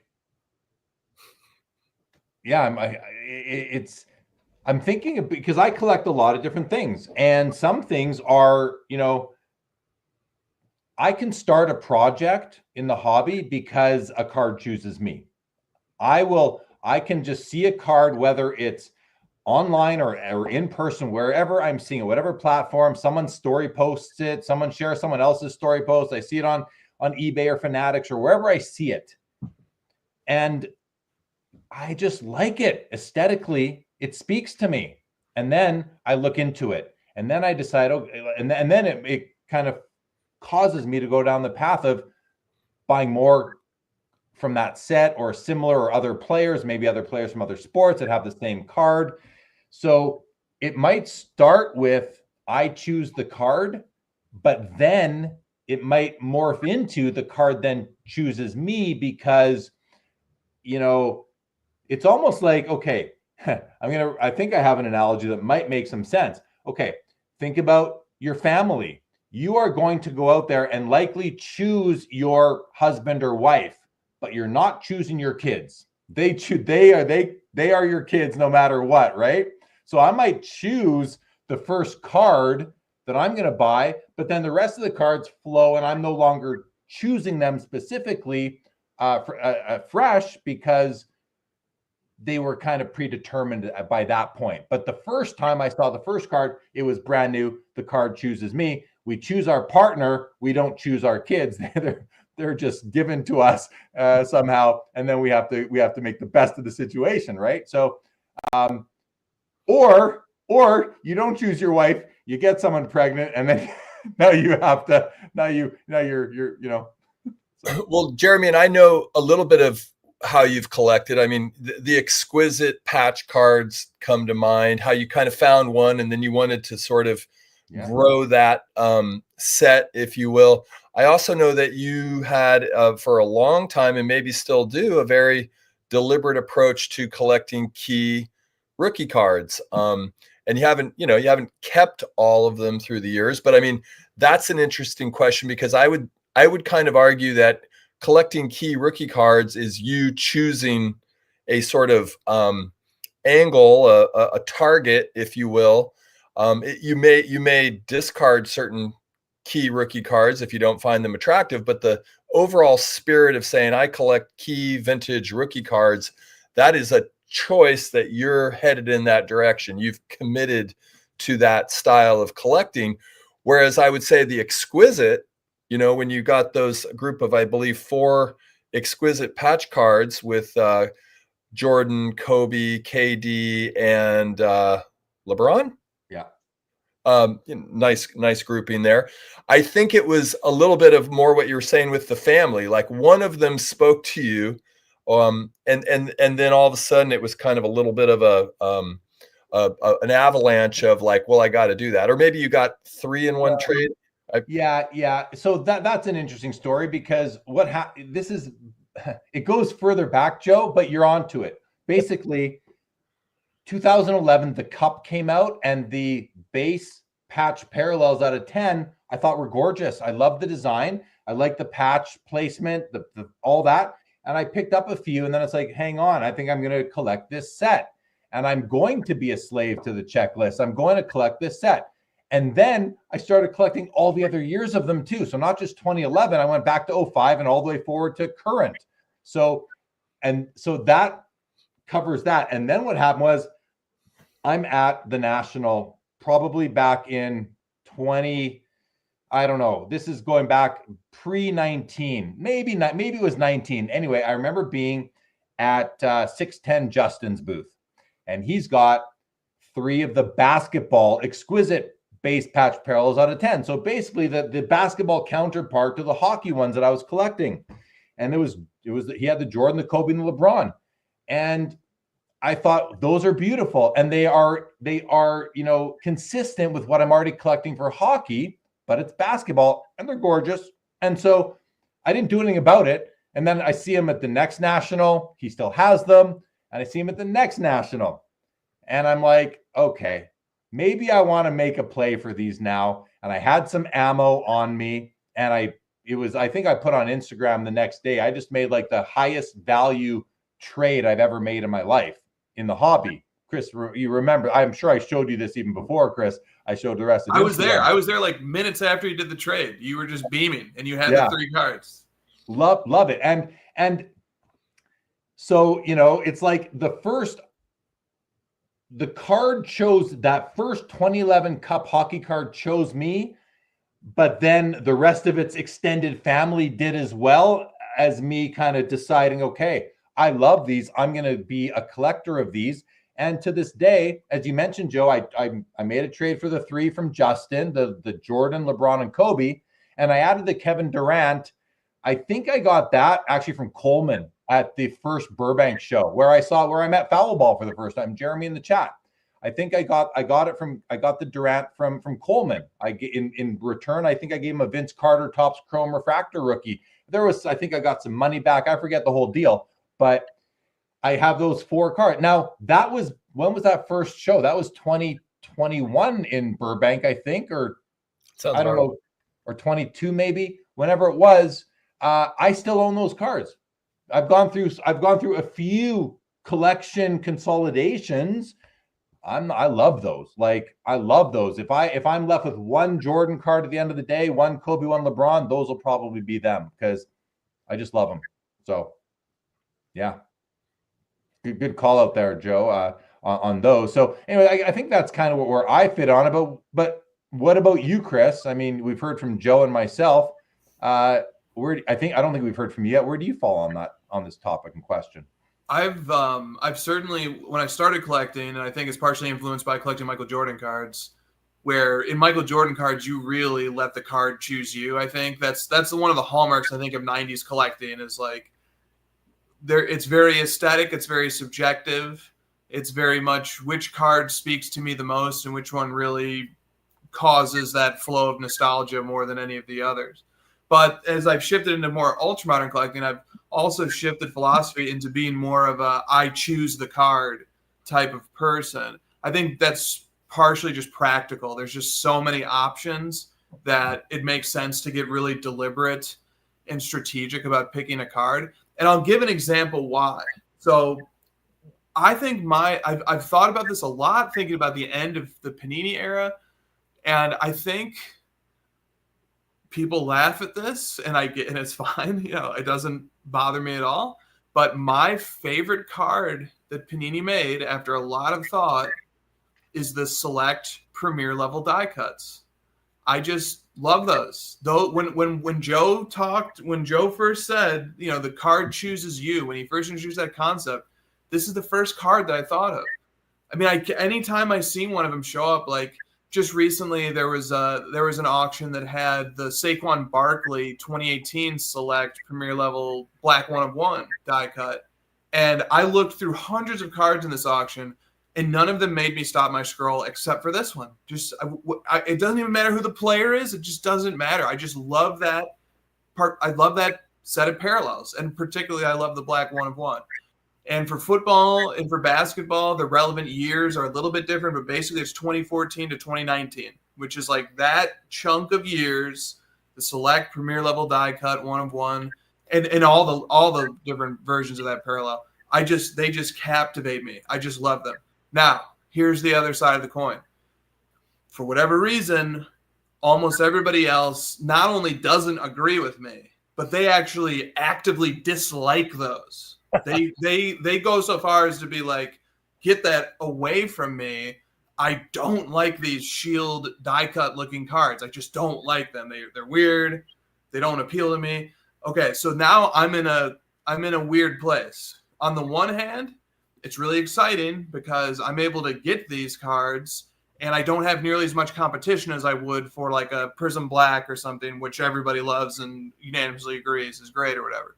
So like that's really nice that these are affordable and not nearly as pursued. But on the other hand, who wants to feel like the thing that they like, everybody else hates? You know, here I am like really enjoying these types of cards. I'm like, well, why am I the only one who likes these? Like, is there something weird or wrong with me? And there's not, and it's fine. But I can't deny that that thought process goes through my head. So then I kind of bring it to this. I bring it to this point, which is, suppose that there's an angel and a demon on each shoulder of mine, and they're arguing to try and win me over about which card is the better card. I mean, we all have limited resources. We all can only buy so many cards. How do I decide which card I want to pursue? And it gets really difficult for me to argue or to have these voices in my head having an argument. The one that's saying, hey, this one that you think looks really nice, but nobody else looks really nice. That's just not a compelling argument. I mean, it speaks to me. I love collecting in that fashion, but it's not a compelling argument. But if an argument can be marshaled that says, look, this card comes from a very prestigious product that has a long lineage, and this is the first example of this card for this player. As soon as I can start making arguments that are grounded in objectivity, suddenly that sort of seems to reconcile differences that are subjective and aesthetic and fragmented point of views. that ultimately don't lead anywhere. That ultimately we're just saying, well, I like this, and then somebody else is saying, well, I really, really like this, and there's no settling it. There's no settling whether I'm right that the select die cuts are awesome, or everybody else is right that the Prism Blacks are awesome. There's no settling it. But if we can go to the I choose the card mentality, and I can start making observations that are grounded in objective ideas, maybe some progress can ultimately get made there. Yeah, Joe, how do you respond? Well, it leads me to wonder if do we go towards data to justify our sensibilities or our kind of predisposed ideas, or our attraction to certain concepts. I mean, it could be, we argue about players all the time, Chris. And depending on what set of data you gather into your reckoning, you probably could make an argument that, Jokic over here, Curry over there, didn't work out so well for the Warriors tonight. Whatever, SGA, Giannis. And yet, so there, some of it is how do you chop the data, or what is your sort of focus that is leading you, and are you being led? Like, is it ever possible to be kind of objective? And we've talked about this in relation to the GOAT conversation with, having any sort of quantifiable way to rank, greatest of all time, which you have a very simple and yet I think powerful metric, but there's still within that, room for somebody else to come at you and say, well, I actually prefer cumulative stats, we've gone back and forth all this. So I think about data can be wielded in all sorts of ways that appear to be objective, but still reflect some subjectivity or maybe agenda behind it. Yeah. Well, okay. Let's go to a couple comments here that we've had. And okay. Just going to start here. First of all, Ziggy No says, Chris, are you, Jeremy, or Joe attending Fanatics Fest? I don't think I am. Chris, will you be there? I will not. You will not? Joe, you're not going to Fanatics Fest, are you? No. None of us will be there, Ziggy, but you have yourself a great time, and I'm sure you will. Okay, Carlo says, who really likes die cuts? With a very snide comment, kind of like condescending type of comment. And Hobby Champ says, I love die cuts. So, and then Carlo says, nobody likes die cuts. So Carlo's a troll. I think I'm willing to just put Carlo in the category of troll, right? Carlo, am I right? Are you a troll? Let me know if that's how you consider yourself. Linda's first says, you're making this too complicated. Just buy what you like, forget the data. I mean, Chris, you're a data-driven person. So another comment that it's like, maybe that's how Chris or somebody does collect, So is that okay? Is that how you determine what you do like, Chris? What do you think of this comment? Yeah, I think that comment is great advice. And I think if anybody was saying to me what I'm saying right now, I'd probably give the same advice. But having said what I said, I now have to add that I love this. This is the stuff that this is part of the reason why I love collecting. It's so analytical, and yet also it's so intuitive. I think when Joe and I kind of were wrapping up our discussion on this topic, we sort of ended with me kind of throwing at Joe this idea that collecting is artistic, that collecting is expressive, that there really isn't a way to create a formulaic approach that's guaranteed to produce happiness, satisfaction, and all the things that we seek when we collect, that there really is something very artistic and subjective and intuitive and irrational about collecting that really gets summed up in the idea of buy what you like. So I think it's a great comment. But if and I don't know if Linda's first is going to be amenable to this, but I put the ball back into Linda's first court and say, but what determined what you like? Mm-hmm. How did you come to like that thing in the first place? And if the causes that led you to like something that led me to like it was that I saw it in a Beckett magazine as a kid and it really resonated with me, well, isn't there some notion here that if I just repeatedly subject myself to a certain type of content or a certain community of people, that sort of their tastes start to impact my own and shape and mold my own? And so when it's expressed, collect what I like or collect what you like, is that really the final stance, or is that just sort of moving the burden and me just placing the burden of deciding what to collect on the external influences that have led me throughout the course of my life to have these likes, and that maybe this is an opportunity to take some agency back and sort of decide for myself what to like, if that's even possible.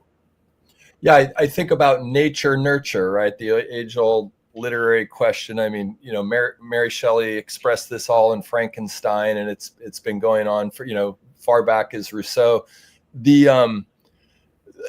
A couple, like, so a lot of this could be applied. The thing I like about this topic is it could be applicable to ultra modern, because there's just so many choices and there's so many ways that you kind of need to be somewhat disciplined, because you can't get every, you know, 30 Panini sets that are being released.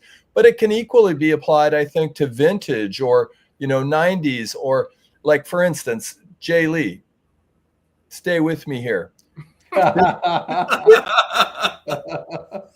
51 Bowman mantle or 52 Topps mantle? Are you more drawn to one or the other? And do you know why you're more drawn to one or the other? Is it because someone says this is the true rookie card, or because this one looks better to your eye or feels better? Can you even know, if you had no idea about any of these cards, even maybe the year that they were produced, you just saw them, which one might jump towards your eye more? Which one might you want to own? And so, like, or another example, a very controversial example, I suppose, but the Star 101 Jordan and the 86-87 Fleer Jordan. Just looking at those two cards, probably people are going to have different ideas. Now, when you start to kind of choose the card because you have more information, that might lean you in the direction of being a Star 101, because you're thinking about, well, actually this did get released earlier and blah, blah, blah. It's hard. I know some star collectors do like the raw version of Jordan on defense, you know, but most of us see that 86-87 flying through the air and go, whoa, that's a pretty cool basketball card. So I don't know. I think this conversation sort of allows us to kind of self-reflect on why we might feel the way we feel, even though we probably can't get to the middle of the onion as we peel away the layers. Yeah, that's a good way of putting it right there. I mean, you had me stressed when you said the two mantles, 51 Bowman versus 52 Topps. I don't know that I could ever delete my 40 years of hobbying and think about it with a clean slate. I just don't know that I could do that. Jordan versus Star is easier for me. It's easier because the 86 Fleer is aesthetically, to me, a far superior image, card quality, colors, all of that to the 84 Star. Doesn't negate or diminish the importance, in my mind, of the 84 Star 101. Not that you were even asking these questions, but I mean, I would. Well, but then the follow-up question to that is, and this would be your own self-assessment, is which would you rather own? An equally valued 86-87 Fleer Jordan or a Star 101 Jordan? And from that, you might actually learn if you're more, I choose the card or the card is choosing me. Yeah, it's a good, that's a great question. And I think I'm gonna cheat and say, like, neither. At this point, I want neither, because I used to have an 86 Fleer. I don't own one anymore. I have a painting of it right there. I'm good with that. The 84 Star 101, I just feel like, I don't know, that card, Joe, there was times I'm like, maybe I should get one, but it's not because I loved the card. It was because I believe it's Michael Jordan's, earliest card and earliest, 2.5 by 3.5 inch card. And that was very interesting to me and important to me. But now it's just like, I don't know, that card has been overdone for me for whatever reason. And I just don't have any interest in I won't say any interest. I have the interest I've had has been completely diminished to being a minimal amount. So I'm going off a different topic here. So 86 Fleer, I think my answer goes to 86 Fleer if I have to choose one. The Mantle one is a harder question for me because I've only ever owned a 51 Bowman, and I've owned it I'm coming up on 20 years since I've owned that card. The same copy, still have it. Never owned a 52 Topps Mantle. When I learned that the 52 Topps Mantle was not his rookie card, I immediately wanted the rookie card, and that was the 51 Bowman. And then I saw it. I'm like, this thing's gorgeous. It's absolutely stunning. You remove the 52 Topps Mantle from Hobby's existence, and the 51 becomes a whole other thing, I believe, and becomes a much more important card. So, or iconic maybe is the word for that at that point. So yeah, the question of those two, I think if it's, I think I'm going to stick with what I own because that's the one I own. Do I covet a 52 Topps? Sure.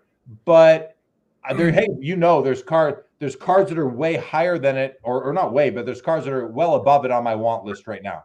So yeah. I think I stick with 51 Bowman.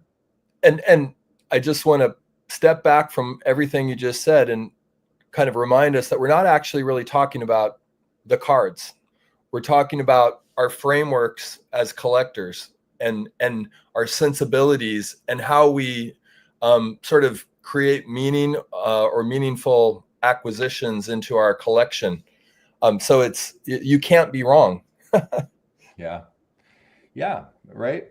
There is no wrong. Chris, does this all reconcile with you? How do you feel?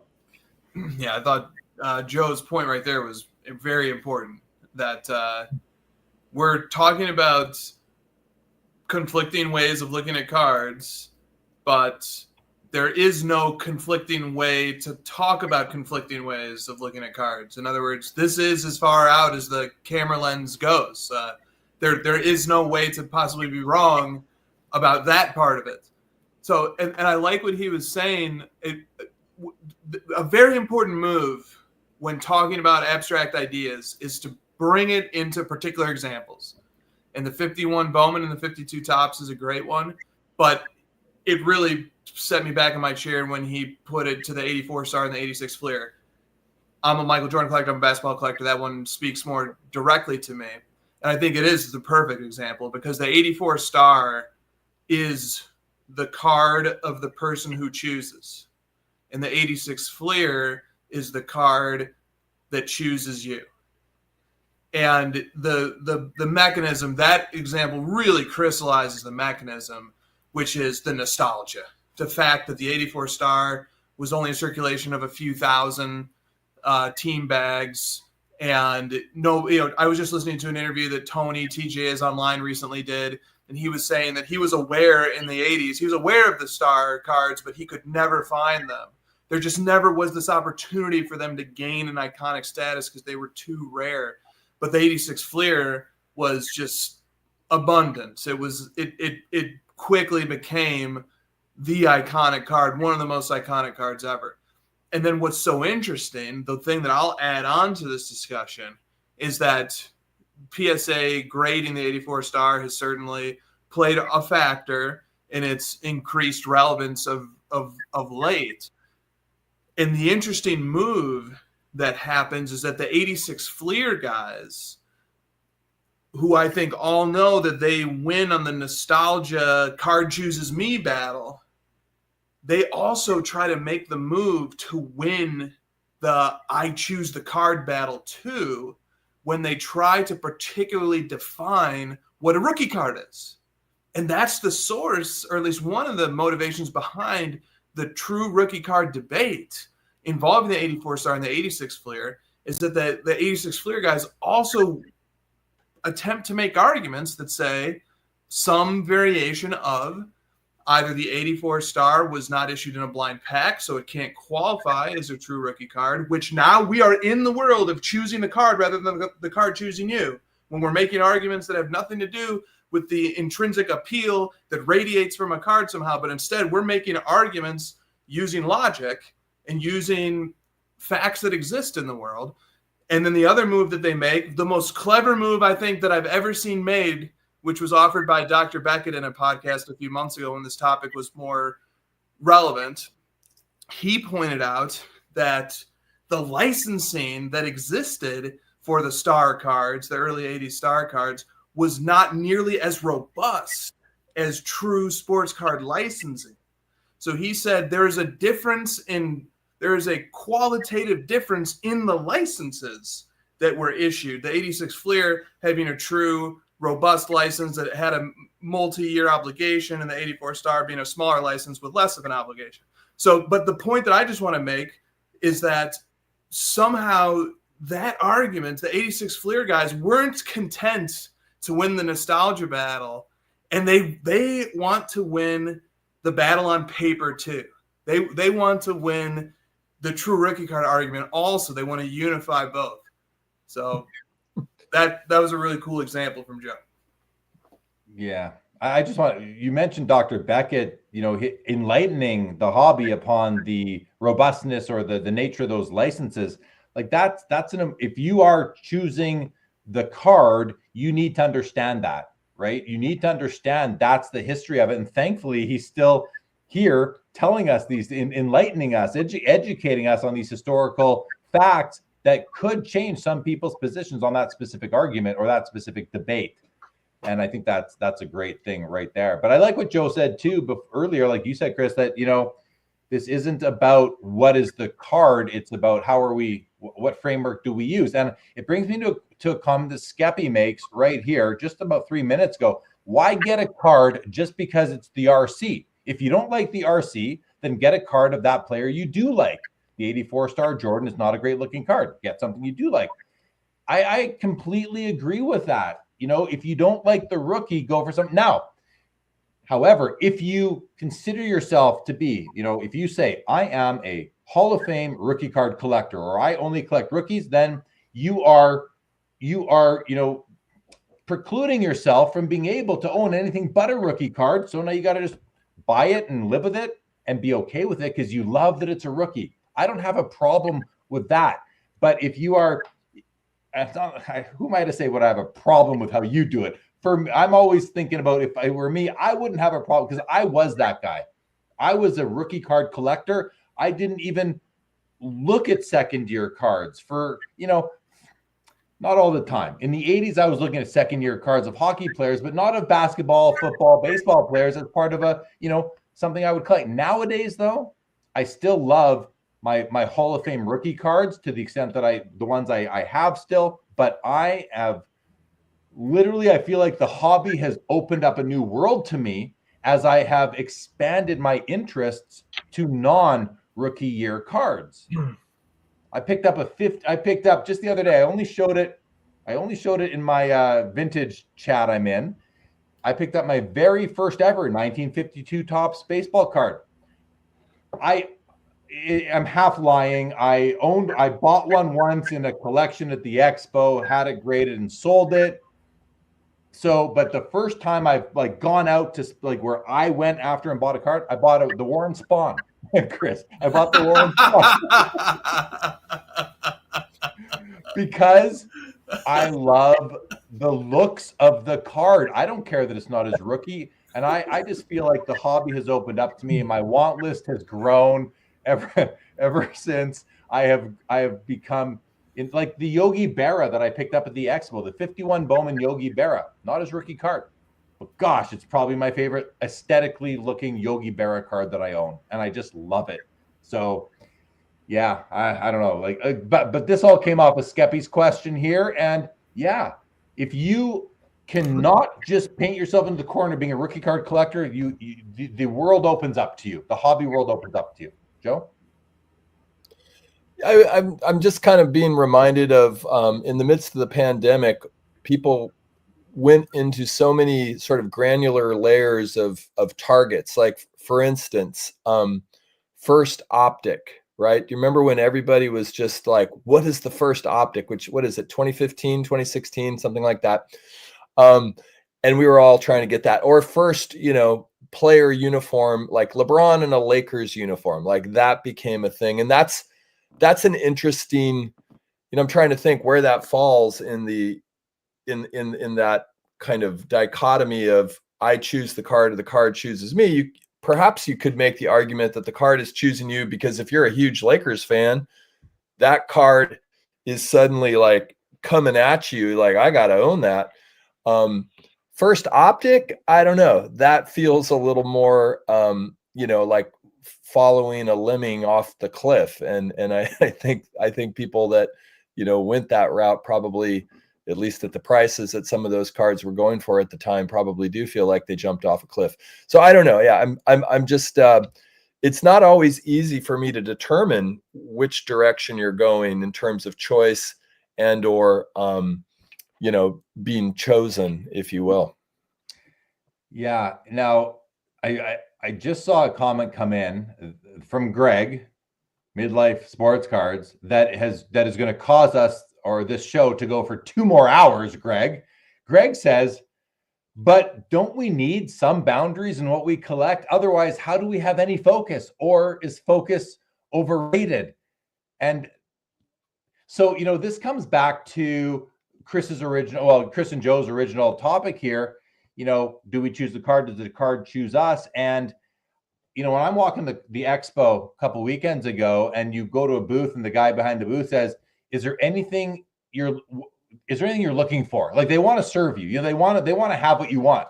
And I'm just like, no, whatever catches my eye, because if it's not out on display, I'm not going to wait. I don't have time to wait for you to dig it out anyway. First of all, right? That's just like, I'm on the move, right? When I'm walking the show, I want to get back to my booth or wherever I have to go. So I love wandering card shows and just seeing what catches my eye. And if it's something that I want to buy, I like it, I can afford it, I'll buy it if the time is right and everything like that. So I like that lack of focus, but it's not the only approach that a collector like me has. So, I also have a lot of focus in certain areas. So it's not to Greg's question. I think it's none of these, Greg. I don't think focus is overrated. I don't think it's underrated. And I don't think we should have we can have some boundaries, or let me just put it this way. I'll just speak about myself. I have boundaries in some of my collecting paths, some of the cards I collect, and then others, I don't have really any focus. I know that I'm just open right now to non-rookie card vintage cards of players that I want to own cards of. Like that might be focus, but I think that you can have focused projects in the hobby, sort of semi-focused projects like what I just said with the, second, third, fourth, whatever, non-rookie year, Hall of Fame, beautiful vintage cards, or no focus. Just wander around and see what catches your eye. I do all three. I collect with focus, with a bit of it, and with none of it. And it's somewhat working for me over the years as I continue to curate my collection to a point where I just, like right now, especially after my Joe Jackson consolidation, I am the happiest I've ever been with my collection right now. And I think we should all strive to always be able to say that. Always be able to. I want to say that tomorrow and the next day and the next. I always want to say that. And so, yeah, I don't know. I'll stop there. Chris, you're nodding a lot. That resonates with you, or what do you think? Yeah. And I think the experience of trying on all those different hats, and maybe at the national one day, what if, I know we all have very serious goals when we go to the national, but wouldn't it be fun to like go in one day and be the focus collector, and then go in the second day and be the freewheeling, free-spirited collector, and go in the third day and be a hybrid of both? Wouldn't it just be such an interesting perspective-altering experience to try something like that? or maybe at a show that's not as important as the National, because I already am stressing out about certain cards I have to try and find at the National. But here's the other thing. All right, I just want to give a little sample of a topic that maybe we'll come back to some other week, because we're not going to be able to flesh it out tonight. But it goes to the Skeppy's question about the why focus on rookie cards, why do that? And I think the answer, and first of all, he makes a great point, which is you don't need to do that. And there's nobody who can tell me that I have to do that. But I do think that there is a reason why people do it. And the reason why people do it has everything to do with rarity. It has everything to do with shrinking the sea. It is because if I only focus on just rookie cards, I have excluded every card the manufacturer can crank out that's not a rookie card. So I've already excluded, depending on how long the player has been having cards made of them, 95% of their cards I've already excluded. I've already made a much rarer, a much smaller set of cards to focus on. So that's sort of, I think, in the background of that move. And then you say, well, why focus on that subset? Why not focus on only the player's third-year cards? Why does it have to be their first-year cards? Why not fourth year? Why not fifth year? Or some people like to focus only on fully licensed. Why do that? Why not focus on only unlicensed? And these are important questions that are worth getting fleshed out. But in terms of the rookie card of it all in particular, I think it comes back to something that's very special about firsts. There is something special about firsts that seconds and thirds and fourths don't possess. And Jeremy, I had once run a formally structured argument about this by you. This was probably last summer, I think, or maybe around that time, where I was trying to develop a proof that established why firsts are more significant than seconds and thirds and fourths. And the heart or the gist of the argument was that a second depends on a first to exist. A first does not depend on a second or a third or a fourth to exist. A first can exist and stand alone, but a second depends on the first. The third depends on the second and the first, and so on. And I tried to get somewhere with that. Anyway, that's just an appetizer for that potential topic someday. But Skeppy is tugging at a really, really, really important question, I think, which is basically boils down to why do firsts matter? Yeah, I remember that discussion back then. And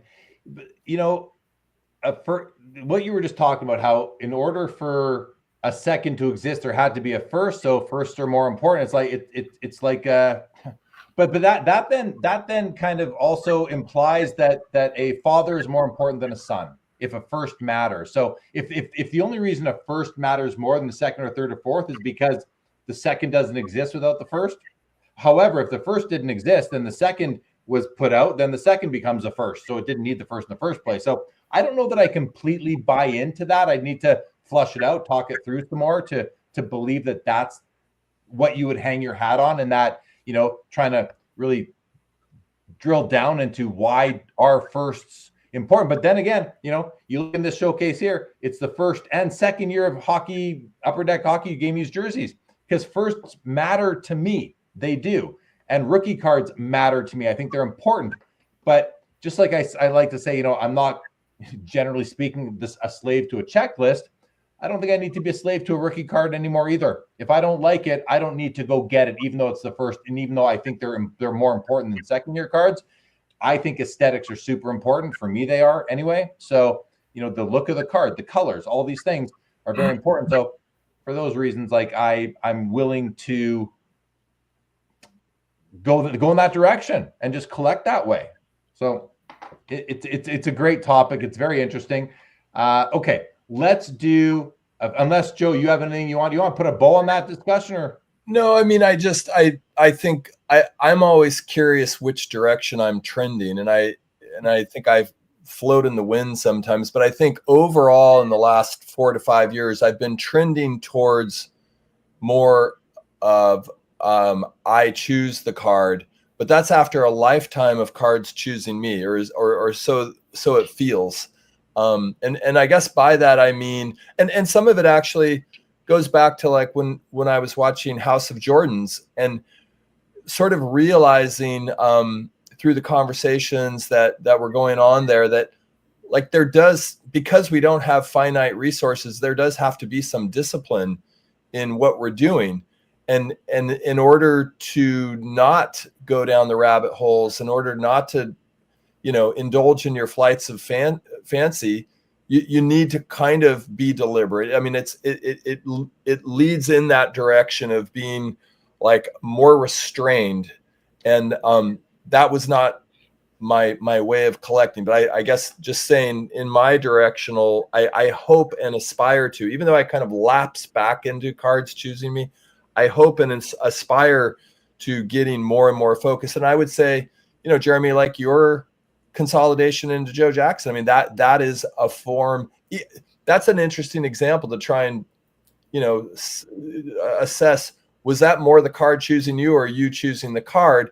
I think the card chose you because you kind of fell in love with it, but there was a process once you fell in love with it of you doing a whole lot of intellectual work to actually follow through with it. So you kind of met in the middle there, and you had to be extremely disciplined to pull it off as well, in terms of like chopping off some of the best cards in your collection. So I don't know. So that's interesting, because that's an extreme situation where the card chose me. It really did. I was aware of it, but I never even thought about acquiring it because I thought it was way out of my league. And then I realized I could get it done.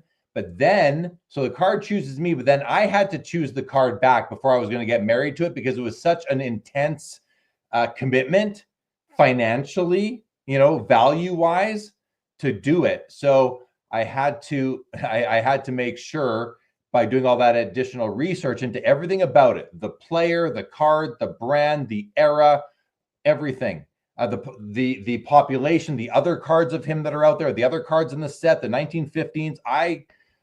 I think I covered just about everything I possibly could on that card. Where the specific card came from, like, Joe, you were along for we talked 2 hours a night about this as you counseled me throughout this in many ways.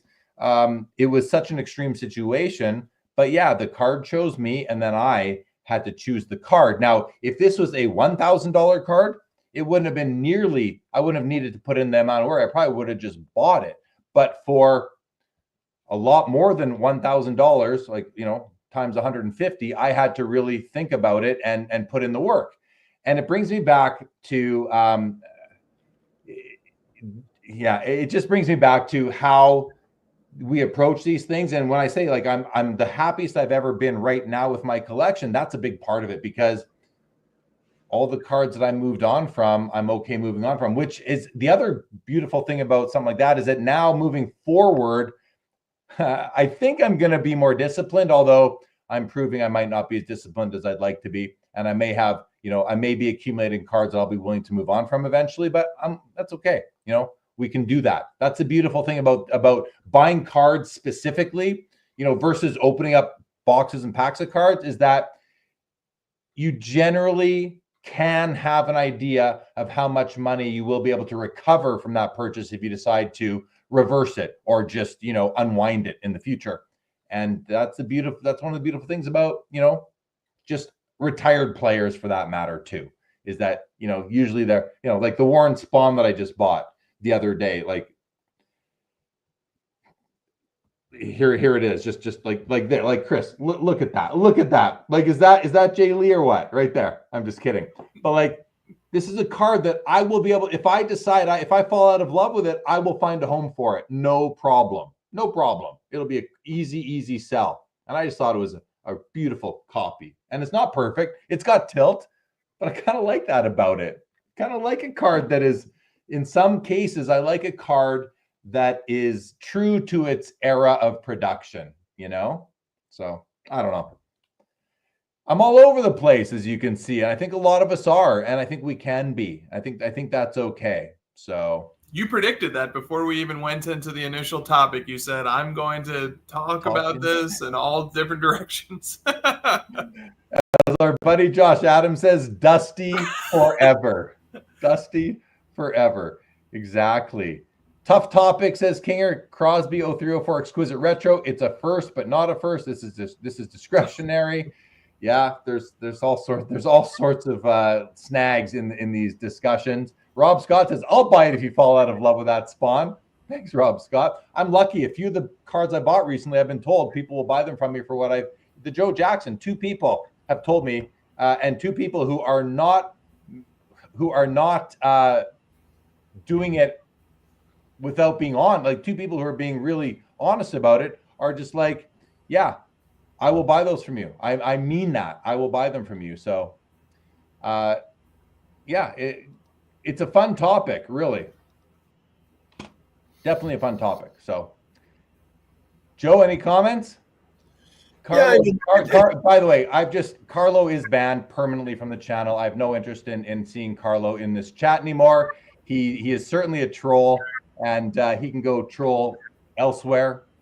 He's welcome to. I hope if he does have any issues in Carlos's life, Carlo or Carlos, whatever your name is, I hope you find peace. I hope you find peace because life's a lot more fun when you do. I'll tell you that way. I'll tell it to you that way. Okay. I'm good to start the wrap up, guys. If you are, Joe, you good? Chris? Yeah. Chat, are you guys good in chat? Are you good? Chat good. Chat good. The man off the bench, the 4th person on the screen right now. All right, guys. Well, listen, great episode, fun episode. Chris bringing it to a close nicely, and we got to give credit to Joe too for that. It was a good topic to finish things off with. So, and yeah, you're right, Chris. I was right. You were right that I was right. Kind of talking in circles. Honestly, still don't know where I fall on a lot of these things. I don't have a clear vision really into all this. I just know that our collections are fluid, or they can be. If you choose them to be, they can be fluid. And if I just really believe that you can allow yourself to move on from cards. You don't have to stick with them just because you like them at one point. Allow yourself to evolve. We are always evolving as people. Our tastes change in the clothes we wear, the foods we eat in many cases, the cards we collect. I think we can be able to move on from them if we choose to. Make sense to you, Chris? Joe? It happens to me every year. Every year my collection takes a twist and turn like that. Absolutely. All right. We've been having Dan. Thanks for being here, buddy. Appreciate it. Skeppy says go another 3 hours. Yankees fan, thank you so much. Linda's first. You're good. Appreciate that. Jeff McMahon, good night to you. Bob Boozle in true Hall of Fame chat forum tonight. Bob Boozle, always a fun addition and contributor to the chat. Ziggy says, fun show. Appreciate your insights. Thank you very much. Kinger, have a great weekend. Bob Boozle, I want a Christmas card too. I want a Bob Boozle family Christmas card this year. Good night, Hobby Champs. Thank you for your contributions. Ziggy, we're wrapping up. We're at 3.25 hours. Josh says collections are living documents. I think that's a nice way of putting it. Rob Scott says, good night, everybody. Rob, thank you so much. Bob Boozle chooses Sports Cards Live. Sports Cards Live did not choose Bob Boozle, but Jay Lee chooses Bob Boozle. That's right. Thank you so much, Billy. Much appreciated. Sports Cards Live is a 1 of 1. Can't wait for next week. Billy says, Billy might be Carlo. I don't know. Says bring back Carlo. Now, Carlo can find another home for his Saturday nights. We don't need that energy around here. And again, there's no need for agains. There's no needs for agains. Laura says, esteemed guest, thanks for another thought-provoking wax on, wax off evening. Thank you, Hockey. All right, guys, this episode has come to an end. Joe, thank you. Chris, thank you. Grant Phalen, thank you. Johnny Amandola, thank you as well. And Leighton Sheldon, all you guys, thank you so very much. Guys, with that, here for myself, Joe, Chris, on May the 10th, 2025. This episode of Sports Cards Live is now Over. Over.